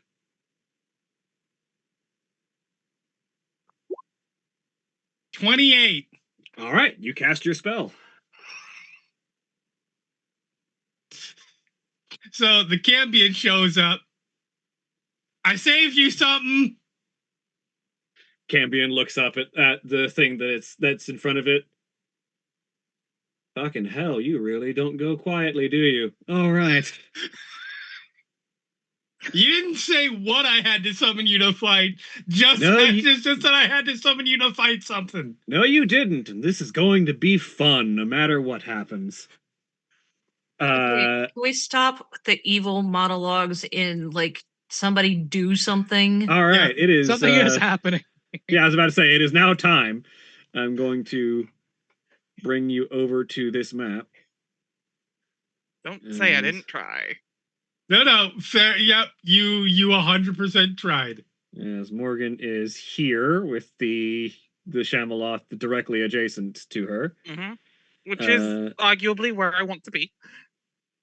Astra over here, because you were trying to reach for Astra and then found yourself reaching for the Shamaloth. Molly, Ingrid, Kiara. But those who were in control of the oath note that I did try. Mm-hmm. And Sive. The cosmic record has been appended. Tenderwife would be up front because of presenting the ring. Yep. The dead who will witness our obliteration will stand witness to the fact that you did try. Mm-hmm.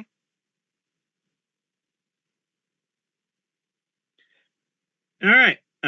Time to roll initiative. Yep. TPK. TPK.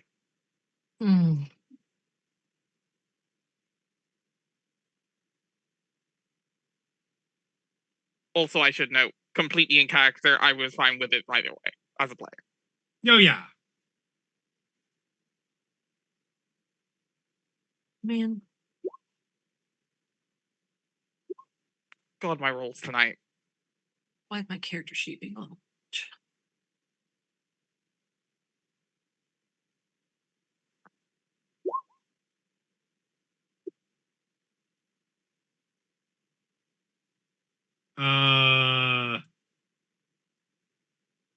I'm just gonna have to roll a d20. I don't have the well, actually that's true. I can just look up a fucking Cambion. What am I talking about? Yeah, I can also just pull a Cambion. I have access to the monster manual. Cambion. Click on the Cambion. Wait, where's the?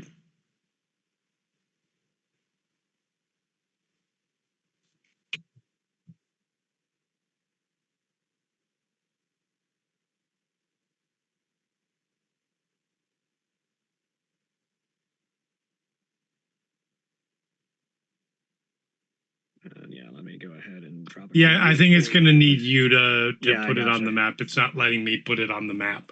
I gotcha. Cambion. Deployed.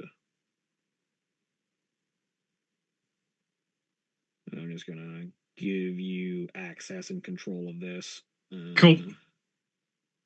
Monster manual. Cambion under control of Jeremy.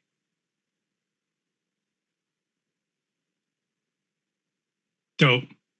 I'm assuming that's where it is. Yeah, and then go ahead and Okay. roll its initiative. And then roll its initiative.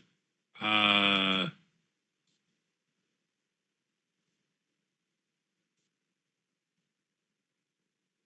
Oh yeah, make sure to set it to public instead of whisper, just so everyone else can see it. I don't have the capacity. I'm rolling it out of D&D Beyond. NPCs are. You would have to set. You have the character sheet. It's in your journal. Oh, cool. Never mind. Yeah, I'll just roll off this then. Where? Fucking. Advanced tools. Is it in there? Nope. It's. Oh, there we go. It's on public. Yep, I just set it there. All right. In Cool. descending order, Molly, you have the first action. Who would like to control which of the 3 NPCs in your party? I got mine already. Yeah, you got the Cambion. I will control both Dragonbald. All right. I will grab Scythe. All right. And I can take care of Kiara unless Katie feels like doing it. Nope. All right. I'll take Kiara. It's fine. She's a healer and also going last. Mm. She Okay. rolled a 1 on her initiative. Oh wow. It's fine. Revivify is a spell that can be used, right? First round. Okay, let me see. Please tell me she has Revivify. Oh, she does not. So we're fighting the thing with the masks, right? Yes. Yeah. Okay, cool. You know, the final boss of the campaign. Theoretically. All right.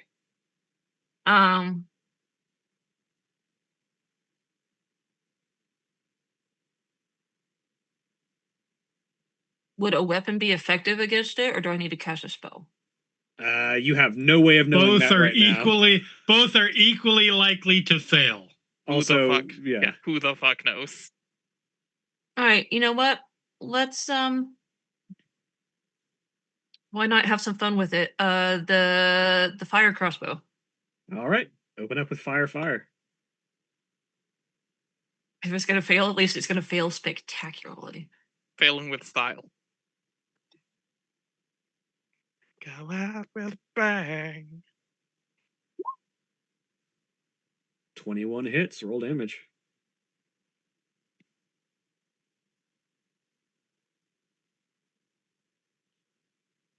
So you fire the crossbow, and it seems to just sort of like pass into the void that is the robes of this creature. It seems like something was struck and did some amount of damage, but the flames that you would normally expect coming off of fire are not spreading or bursting like you would normally expect them to. You suspect this creature is in fact resistant to fire damage, and has only taken 7 instead of 9 damage. Yeah, Yeah, not bad. I'll remember that for next time. Could be much worse. Oh, also, I'm assuming that you want to use your ability. Your exploit weakness. Oh yeah, that one. I forgot about. Since you only get 1 attack and you get exploit weakness instead. Yes. Let me make sure I know. Choose 1 type of damage dealt by the attack. Target has vulnerability to the chosen damage for the attack.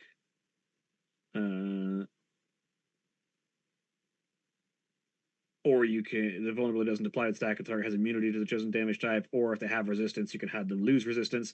So would you like them to not be resistant to the fire or be vulnerable to the piercing?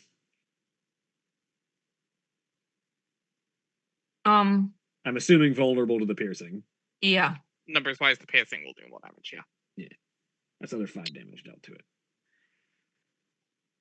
Alright, Scythe.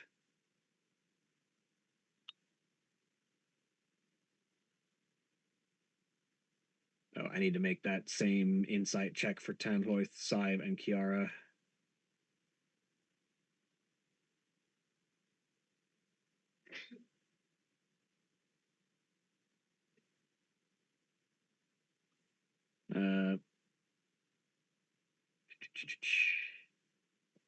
Good to know. Yare, your scythe is up.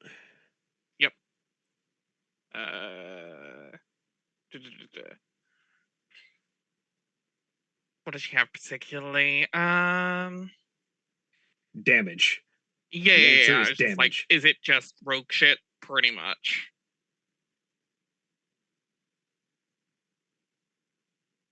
We'll do Frost's Chill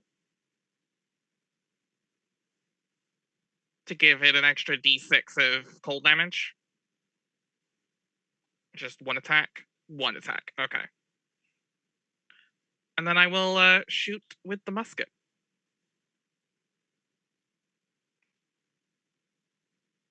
All right. Make your 2 attacks with the musket. Yep. And advantage.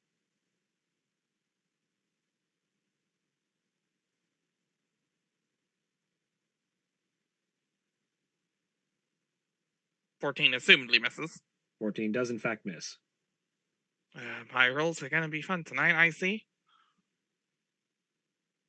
Second attack. 15 also misses. Yep. Ugh.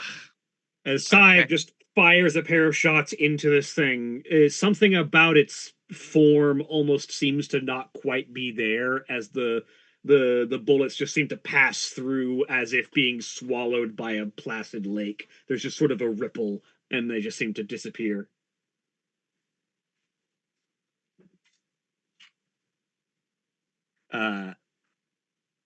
And then it's the Usurper's turn.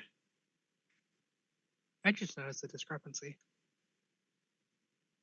Ten of Wife has advantage on initiative. Oh, yeah. That's right. Let me roll Tanloth again.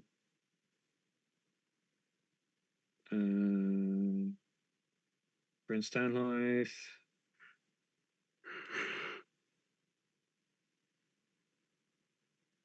Oh, well, actually, Tanloth going first before that.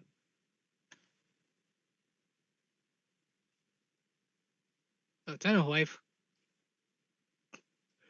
not being good at inside apparently, does not realize something's up and is going to go punch him. Yep. Let's see. So multi-attack, grasping strike, roll. That'll hit.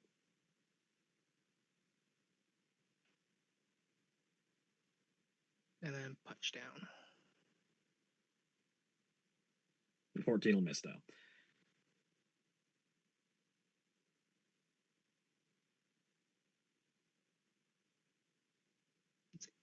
Damage our grasping strike for 10. And that is... large or smaller creature has the grappled condition. As Tanloth reaches in to sort of grab a collar and try and bring an elbow in, he smacks with the elbow and then sort of reels back. That was tougher than that should be, he says, as he sort of reaches in and crashes in with his elbow and then seems to pull back. But the rest of you, it just seems like the elbow is kind of swished through and hit like normal. Tanloth reacts as if he just hit solid rock, and the Usurper only seems to take half damage, as if it has resistance to his bludgeoning damage. I like the idea that it's only his bludgeoning damage. Anybody else? Oh, hold up. And then bonus Wait. action Wait, combo. what was Molly's insight check earlier? 24, right? Mm-hmm. I see what's going on here. Bonus I action see combo what's punch that. down. All right. That's a miss. He's still reeling from his elbow, feeling like Yeah, he's like, ow, that hurt like hell.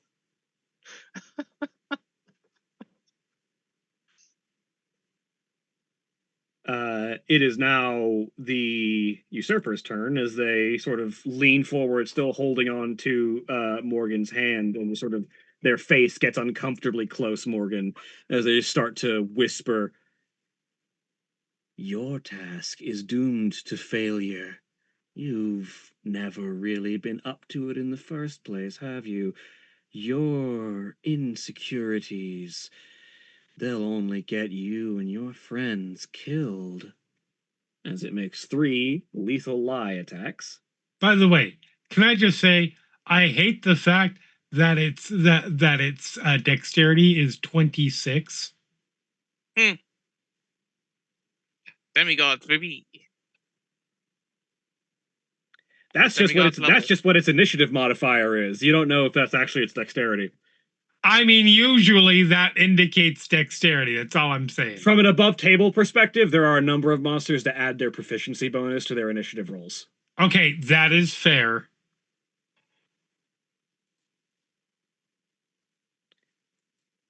Yeah, proficiency is a skill you can be proficient in now.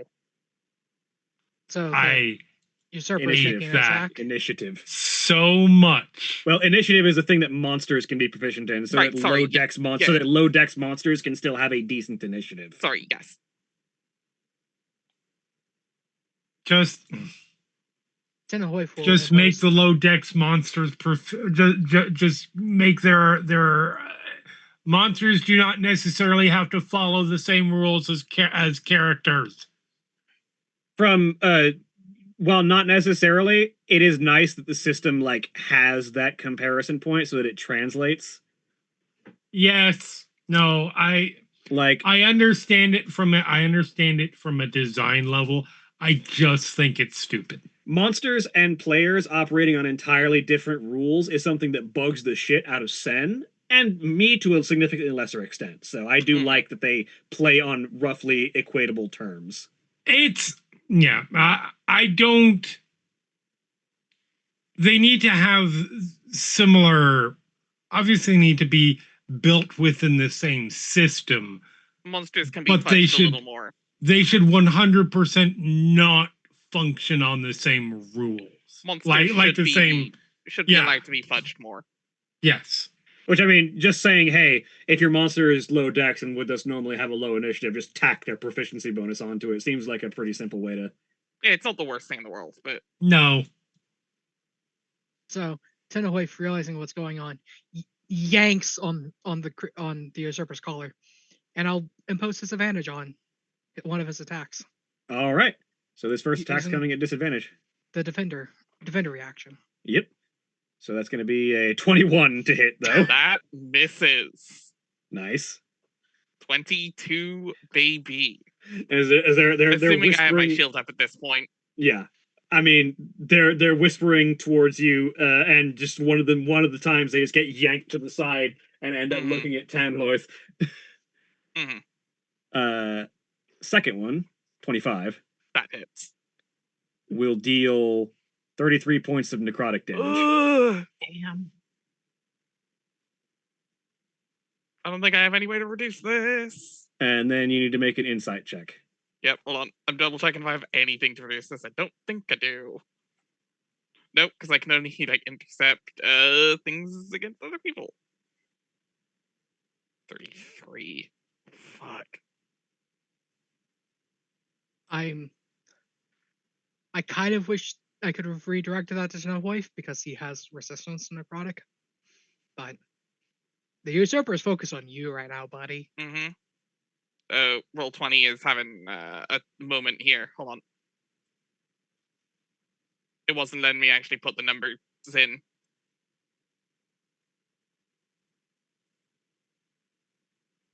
Minus 33. There we go. And insight. Yeah, insight.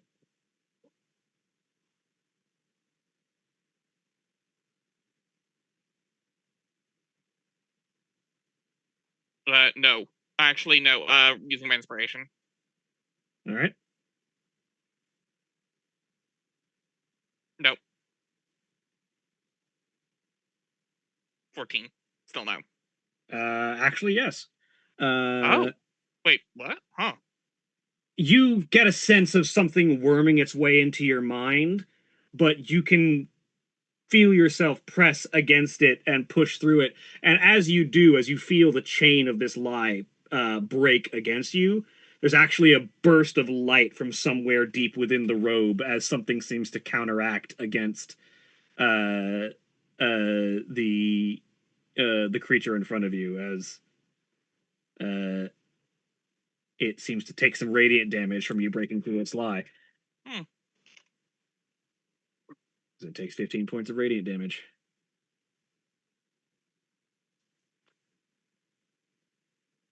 But then the third one. Mm-hmm.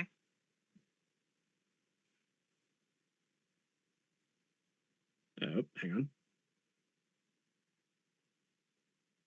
21 will This miss. is Actually, against you specifically, that'll be a 22.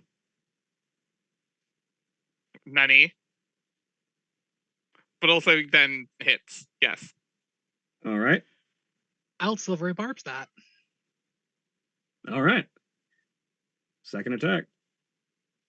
That becomes a 21, which will actually just barely miss. Yep. Oh, it stacks bonuses if they hit. Okay. Because I've already been susceptible to one lie. Oh, that's. I'm just gonna I'm guessing. to give you guys a little bit of an above table, just so you know a little bit of what you're working with. Feel free to click the details on that last lethal lie. Yeah.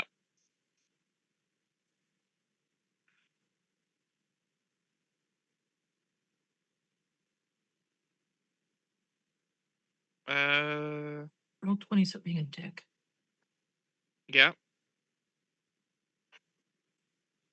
Hold on, it rolled low enough to meet on a deception for 14 to beat it.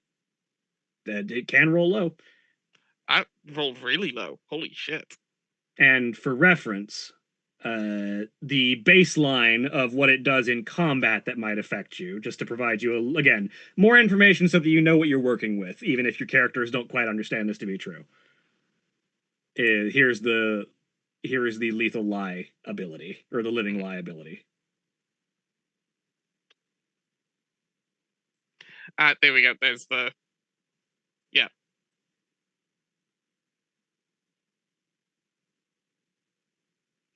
So actually, you should have taken 34 damage, by the way, because you were currently under the +1 to attack and damage rolls lie. Uh-huh. Cool.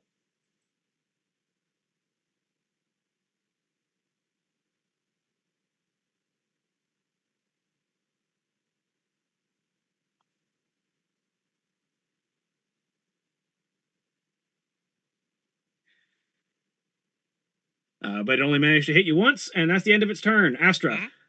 All right. But as you feel this thing's words worming its way into your mind, it feels like it's not even attacking you physically, but just its words seem to be trying to break you down at the very core of your being. I'm gonna just come over here. And I summon my big ass sword. Sword. I'm just a simple country lawyer. I'm just a simple ghost with a sword. And you know what? Hey, Astra, make your attack with advantage. I was already. I was already going to because. Oh, true. Because flanking. Yeah. So I move. Well, actually, no, I move so I would be able to hit, but also added bonus. Actually, I can give myself advantage. I'll do that. That works. Since I can't get into flanking. Take your pick, a 21 or a 21. Hit. All right. Then I'm also going to dump an Eldritch Smite into it. Is Eldritch Smite a spell? No. Okay, it's just an ability? Cool.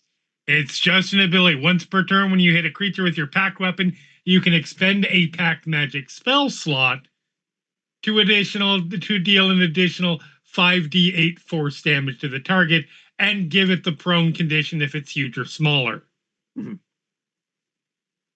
So it's going to be. I realize this isn't gonna. Yeah, I realize this isn't gonna hurt like that much. I just wanted a chance to knock it on its ass.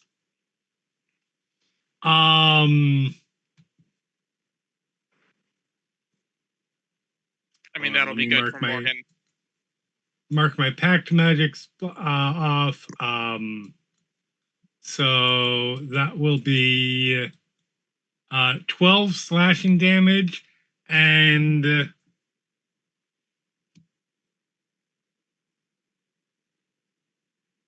23 force damage. Ow. But you get for some reason as you swing this blade through, the slashing damage seems to cut through as normal, but the burst of force from your Eldritch Smite seems to sort of fail against some kind of mysterious effect upon this creature. It seems to have resistance to force damage as far as you are concerned. Cool. Did it get knocked on its ass? It does, in fact, get knocked prone. Oh dear. I can die now. I knocked a god on its ass. I sure do notice that it does say except radiant.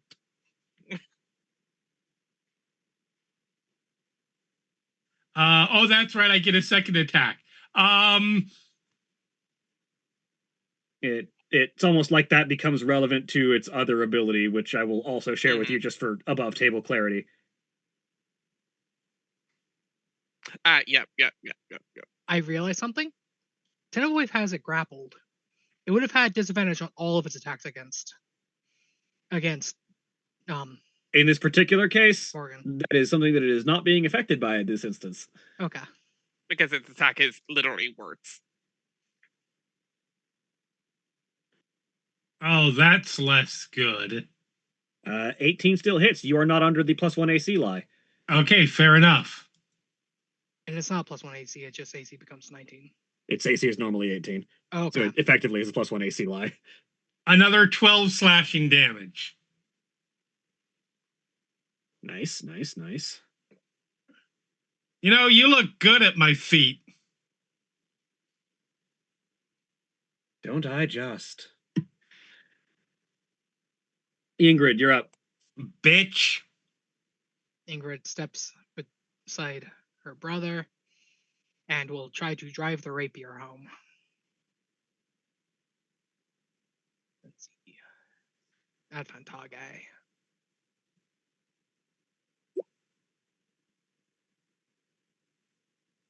26 hits.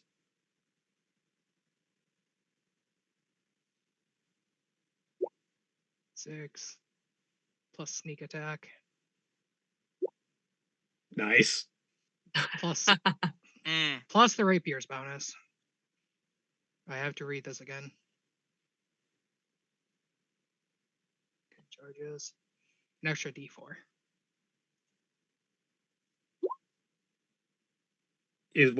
What damage type is extra D4? Poison. You find that the creature is immune to poison damage. It's a good thing I However, only used one yeah. point of it and not Yeah. dumped all of them.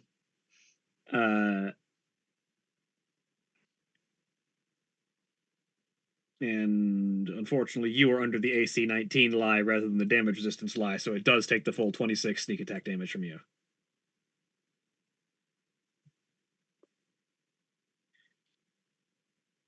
Anything else in your turn? Nope. I want you to all understand that I have to keep track of which lie each of Which you lies individually are on under. Yeah. Yeah. That is a self-inflicted Oh no, wound. it's absolutely self-inflicted, but it's just so weird. This creature is so fun. Oh no, I love this. Oh, Like, this yeah, I fully can tell homebrew? you're really hating this. Is this fully homebrew from you, or did you find this somewhere? This is Pointy Hat's homebrew. Okay. I have messed with some things, but this is Pointy Hat's homebrew. Oh yeah, that makes sense. I do love the pointy hat.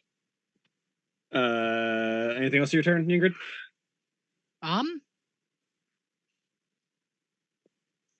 Trying to think of what else I can do. I can stab with a dagger on my offhand. If you so desire. Critical hit. Fortunately, it's not a sneak attack. You had to crit on this one. Yeah. Boys. This is D4 doubled for 4. And it's 4 damage. All right. Cambion. All right. You can't mean they're. You just watched us jump the hell out of this wannabe god. Yep. Like now's the chance, dude, for this fucker to etch his name in glory. Yeah, I there's one more lie told.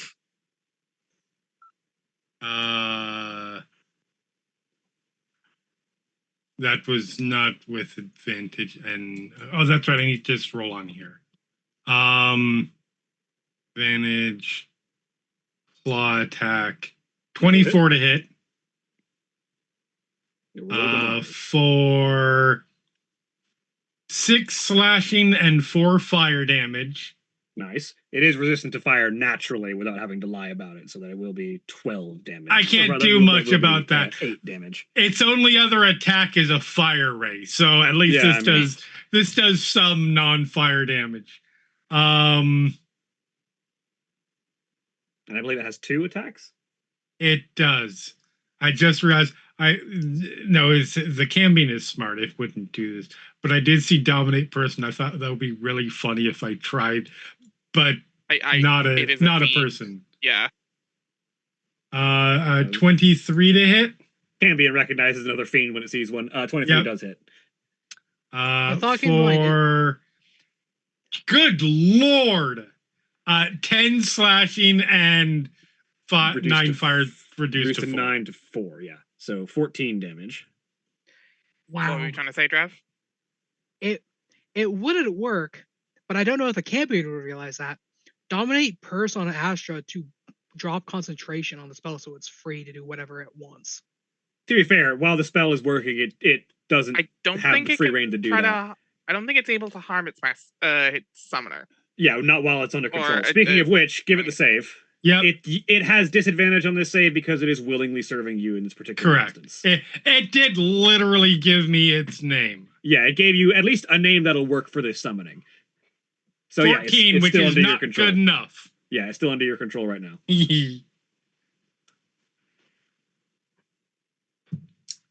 That's the Cambion's turn. Morgan. All right. Let's see what I can do here.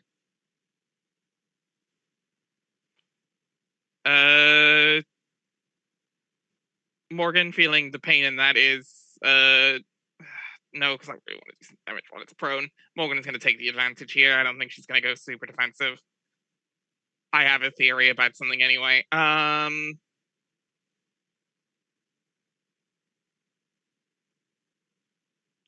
am going to just attack.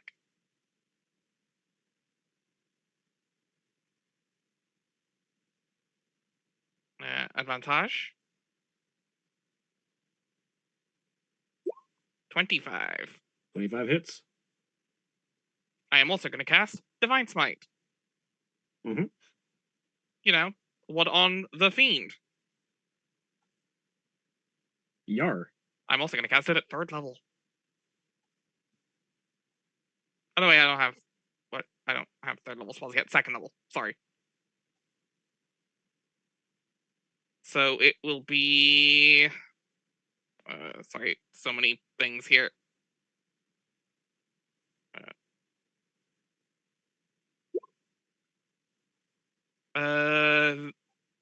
It did not do the regular Divine Smite damage, which I believe is 3d8. Yes. Yes, it'll be 3d8. So 40 points of damage. 12 Correct. of it is slashing. I need to really quick read up Divine Smite for a second. The target takes an extra 2d8 damage from the radiant damage from the attack. Damage is increased by 1d8 if it's a fiend or undead. This would not qualify in this particular instance, so she's not going to do that yet. All right. Yeah, that's 40 damage. Second attack. Can't do it as much, but yeah, can't do as much this time, unfortunately. But a 26. That'll hit. Yeah. for 6. Yep. Also, it has disadvantage on its next attack because of sap.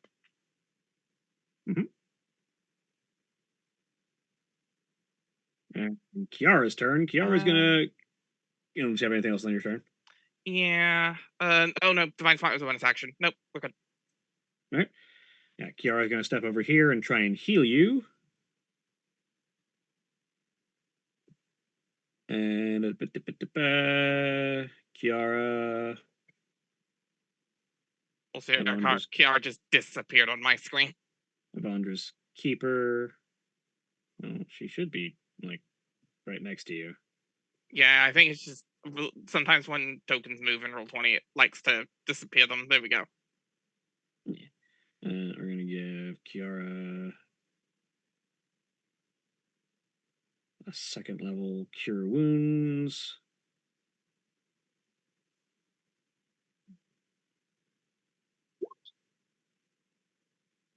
Before you add that to your health points, Kiara needs to make a charisma save. Mm-hmm. Ooh. That's the problem. I'm just going to put this here so everyone can read it. Oh. That's fucking nasty. Holy shit. The 3rd bullet point of the list. The Shamaloth heals itself using Kiara's. The Shamaloth heals 27. So yeah, as Kiara reaches over to try and heal Morgan, there's a flicker that all of you just sort of witness, and for a very brief moment, it is the Shamaloth standing where Morgan is, with a sword held over a prone Morgan on the ground, receiving the healing magic, and then everything flickers for a minute, and every position's returned back to where they were. Bad Kiara. No biscuit.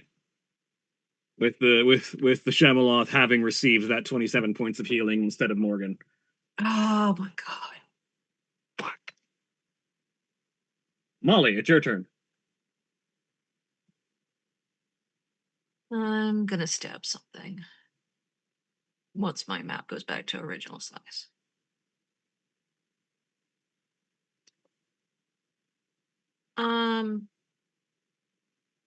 Can I maneuver around Astra to get to the usurper of gods? Yeah, if you just get to one of the corner spaces. Yeah, you have to get to like there. Or you can just tuck it in between Morgan and Astra there. Yeah. Like it is prone, so you get advantage in either spot. I come over. Come over here. What was the prone thing? You get advantage on your attack roll. Assuming it's not a missile attack. Yeah, as long as it's melee. Yeah. Spoilers. I did hear stab, not fire. So. Fuck off! Roll 20. Roll 27 at a time tonight. Yeah. I opened my character sheet and it's like you guys were like that old Mac like white square face. Oh, it didn't actually load. Oh yeah, the failed load on the character sheet. Just reload the page. It did that to me earlier. Yeah. It loaded the text and not the formatting. Like, God, why? No, it just failed to load the character sheet. I haven't seen I was saying the error frowny face. Just that I have not seen that face in like decades. Okay. We are going to go with something that stabs because doesn't do anything to fire. And my character is resistant to fire. A bitch.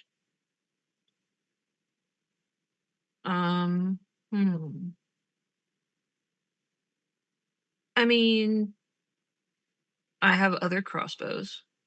You also have a rapier, which you are in melee. I also have a rapier. Use better. I'm also supposedly have something where I can scroll on my screen, but my computer's not letting me do that either. Would you like me to roll the attack for you? No, I want to figure out what the fuck is going on with my computer. We could be here. Okay, hold up.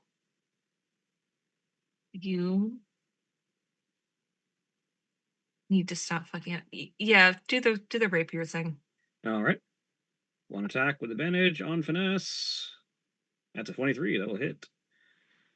That's a what? I can't see anything. That's a 23. It will hit for Oh, good. 10 points of piercing damage that I assume you want to double to 20. Yes, I do. Bam. 20 points of damage. Anything else? You gonna move anywhere or stay there? I'm gonna stay right there. All right. It's Sive.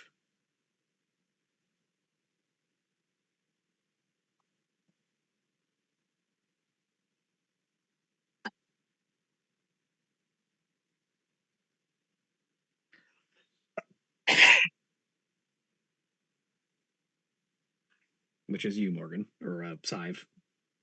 Yeah. Yare. 5. I mean, she should also get in on the JoJo pylon, I guess.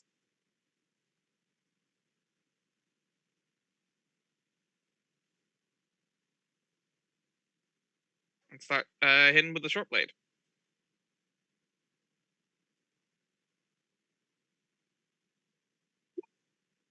Oh no, that's a crit. Critical hit. Doesn't That is- Scythe have that- sneak attack? Yeah, that is the point at She which is a Sive would rogue, apply yes.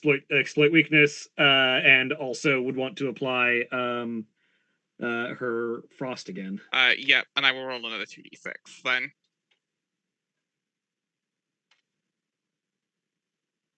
Uh, 33. 4 that is cold. Indeed. It will be the piercing damage will be halved because Sive is under the Yeah. damage resistance lie. Yeah. So that'll be 14 piercing and 4 cold. Second attack.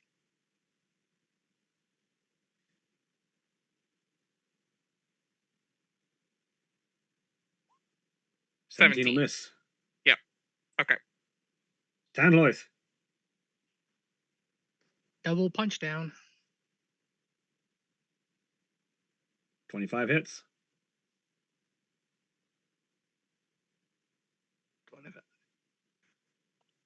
Or 11 halves with 5.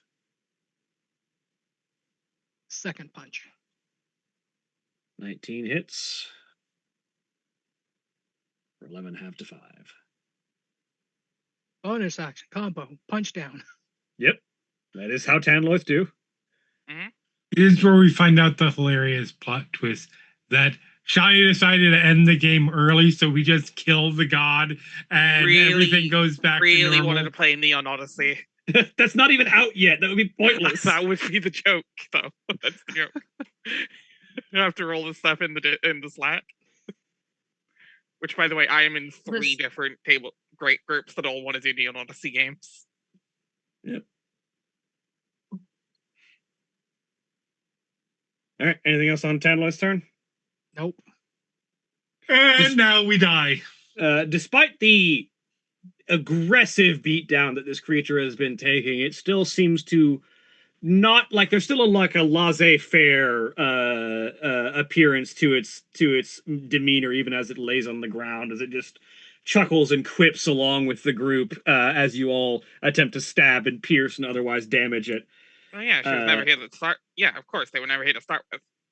But she's going to take her next set of 3 attacks as she looks over to. She'll start with Morgan since she's at disadvantage anyway. First one comes in at disadvantage and it's still a 24. Doesn't matter. That'll be 52 points of necrotic damage. Jesus Oh my Christ! God. Morgan's down. Shit. As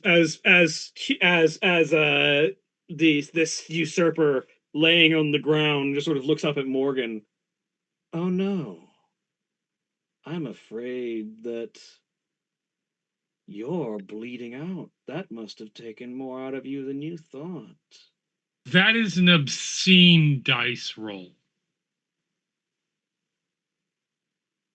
That is disgusting. Oh yeah, that was Oh. mostly 8s and 10s. Holy shit. You're Essentially, if you add the 5 to the 3, it was all 8s and 10s. Yeah, kind of. Holy shit. Fuck. Oh my god. Yeah, I have 49 left. Yeah, I'm down. The second one, it aims at it's gonna aim the other ones at the Drakenwalds. First one at Tanloith.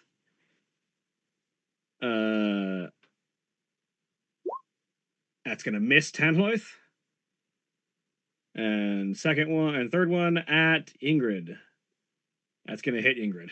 Ow. For 44 points of necrotic damage. That's exact. Are you not resistant to necrotic? I'm resistant to poison and slashing.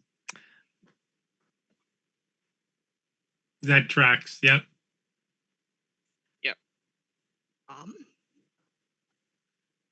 Double check that I don't have anything to help with this. I think you have uncanny dodge, don't you? It is I an should. attack. That believe. works. Let's see. Cunning strike. Uncanny dodge. Use reaction, take half. Yeah. Must be nice. Oh, it would also have disadvantage on that attack. You didn't roll with disadvantage on that. It's not doing that because, again, it's not actually moving to attack you. It's just talking Okay. at you. That's just weird. The phrasing of it's like it's an attack roll. It has disadvantage because it's prone. Yeah. It would normally if it was doing any kind of attacking, but it's actually just laying there talking at you. And its Fair. words are causing you to fall apart. So yeah, uncanny dodge. Yeah, take 22 instead of 44. That also makes it funny. You are dodging the words. No, yeah, absolutely. Actually, it can be disadvantage. Tenawave. The same reason he's not getting a disadvantage from the graph. Oh, Tenloith can actually, though, yes, can use his reaction. Yeah. So yeah, well, actually, we'll use the defender reaction. Good call on that. Tries to talk shit to his sister, and he just like picks him up and slams him back. Smack in the face. Yeah, no, that absolutely works. I Let me would have roll that also again. done it if I weren't unconscious from 52. 24 will still points hit of you, though. damage. Damn it. So yeah, take 22 Good damage effort. from the from the uncanny dodge. We tried. Absolutely Attempts tried. were Astra. All right. I mean, I got the fuckers on the ground and hasn't gotten up, so we're just gonna keep this up.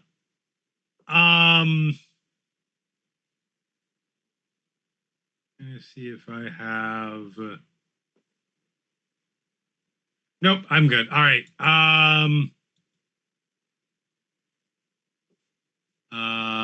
Attack number 1. 27 for 15 damage. All right. He's like, if you think I'm upset that you're knocking everybody else down, you don't know me very well. Second attack. 28 hits. For 14 damage. How do you want to do this? Oh, fucking seriously? Yeah. It's not the real one. Of course it's not the real one, but I think because it's the funniest thing, because I'm small, instead of this big like hacking, he just flips this around and it's just, all right, you've seen, I believe you have seen at this point, because Holly said you've seen Scream 5. Yes. And 6. Yes. You know what Sam does to Ghostface? Yeah, just repeatedly stabbing, just over and That's over like again. rapid fire, like, ah! Yes. Yeah, 100%. He's like, stand up and just rapidly stab down repeatedly. Legitimately the best deaths in any Scream movies. Oh no, Sam is my favorite Scream protagonist. Like, I love Sidney Prescott, but Sam is just great. Oh my god, it's so good. But yes. There's lots of stabs. Stabbing repeatedly. And the I'm waiting for this to once it dies for us to find out that it's somebody that we actually like who's been possessed. So funny you say that. As you continue to stab down into this creature, maybe not someone you specifically like, but I was gonna say, I'm just gonna make a new character now. Hold on. As you continue to stab down into this thing, there's just the creature's laughter just continues to echo as you continue to stab, and its robes and its sort of blank-faced visage and all of the masks slowly start to dissipate as if blown away on smoke. And left behind is the punctured and pierced body of a woman. She looks like she's been undead for some time, but she has this sort of long, flowing, dark hair with this elegant noble's robe, the sort of worn down and slightly decrepit face of a woman who has been undead for some time, but still relatively preserved. She has this, despite the necromancy, has almost angelic appearance as her hair is sort of splayed beautifully behind her as she lays there, almost arms folded over her chest as if in repose, as Ingrid and Tanloith look down at the still unmoving corpse of their mother. Yeah. meh. This is some bullshit. I call back to, dude, I think that's your mom. As the usurper's laughter echoes in the chamber as it vanishes from this place, and the royal family of Drakenwald are left with the remains of their mother. And as the three guardians of the font manage to reassert themselves with the oppressive presence of the usurper gone, that's where we're going to end for the week. Say goodbye, everybody. Bye, everybody. Bye. Bye. Goodbye.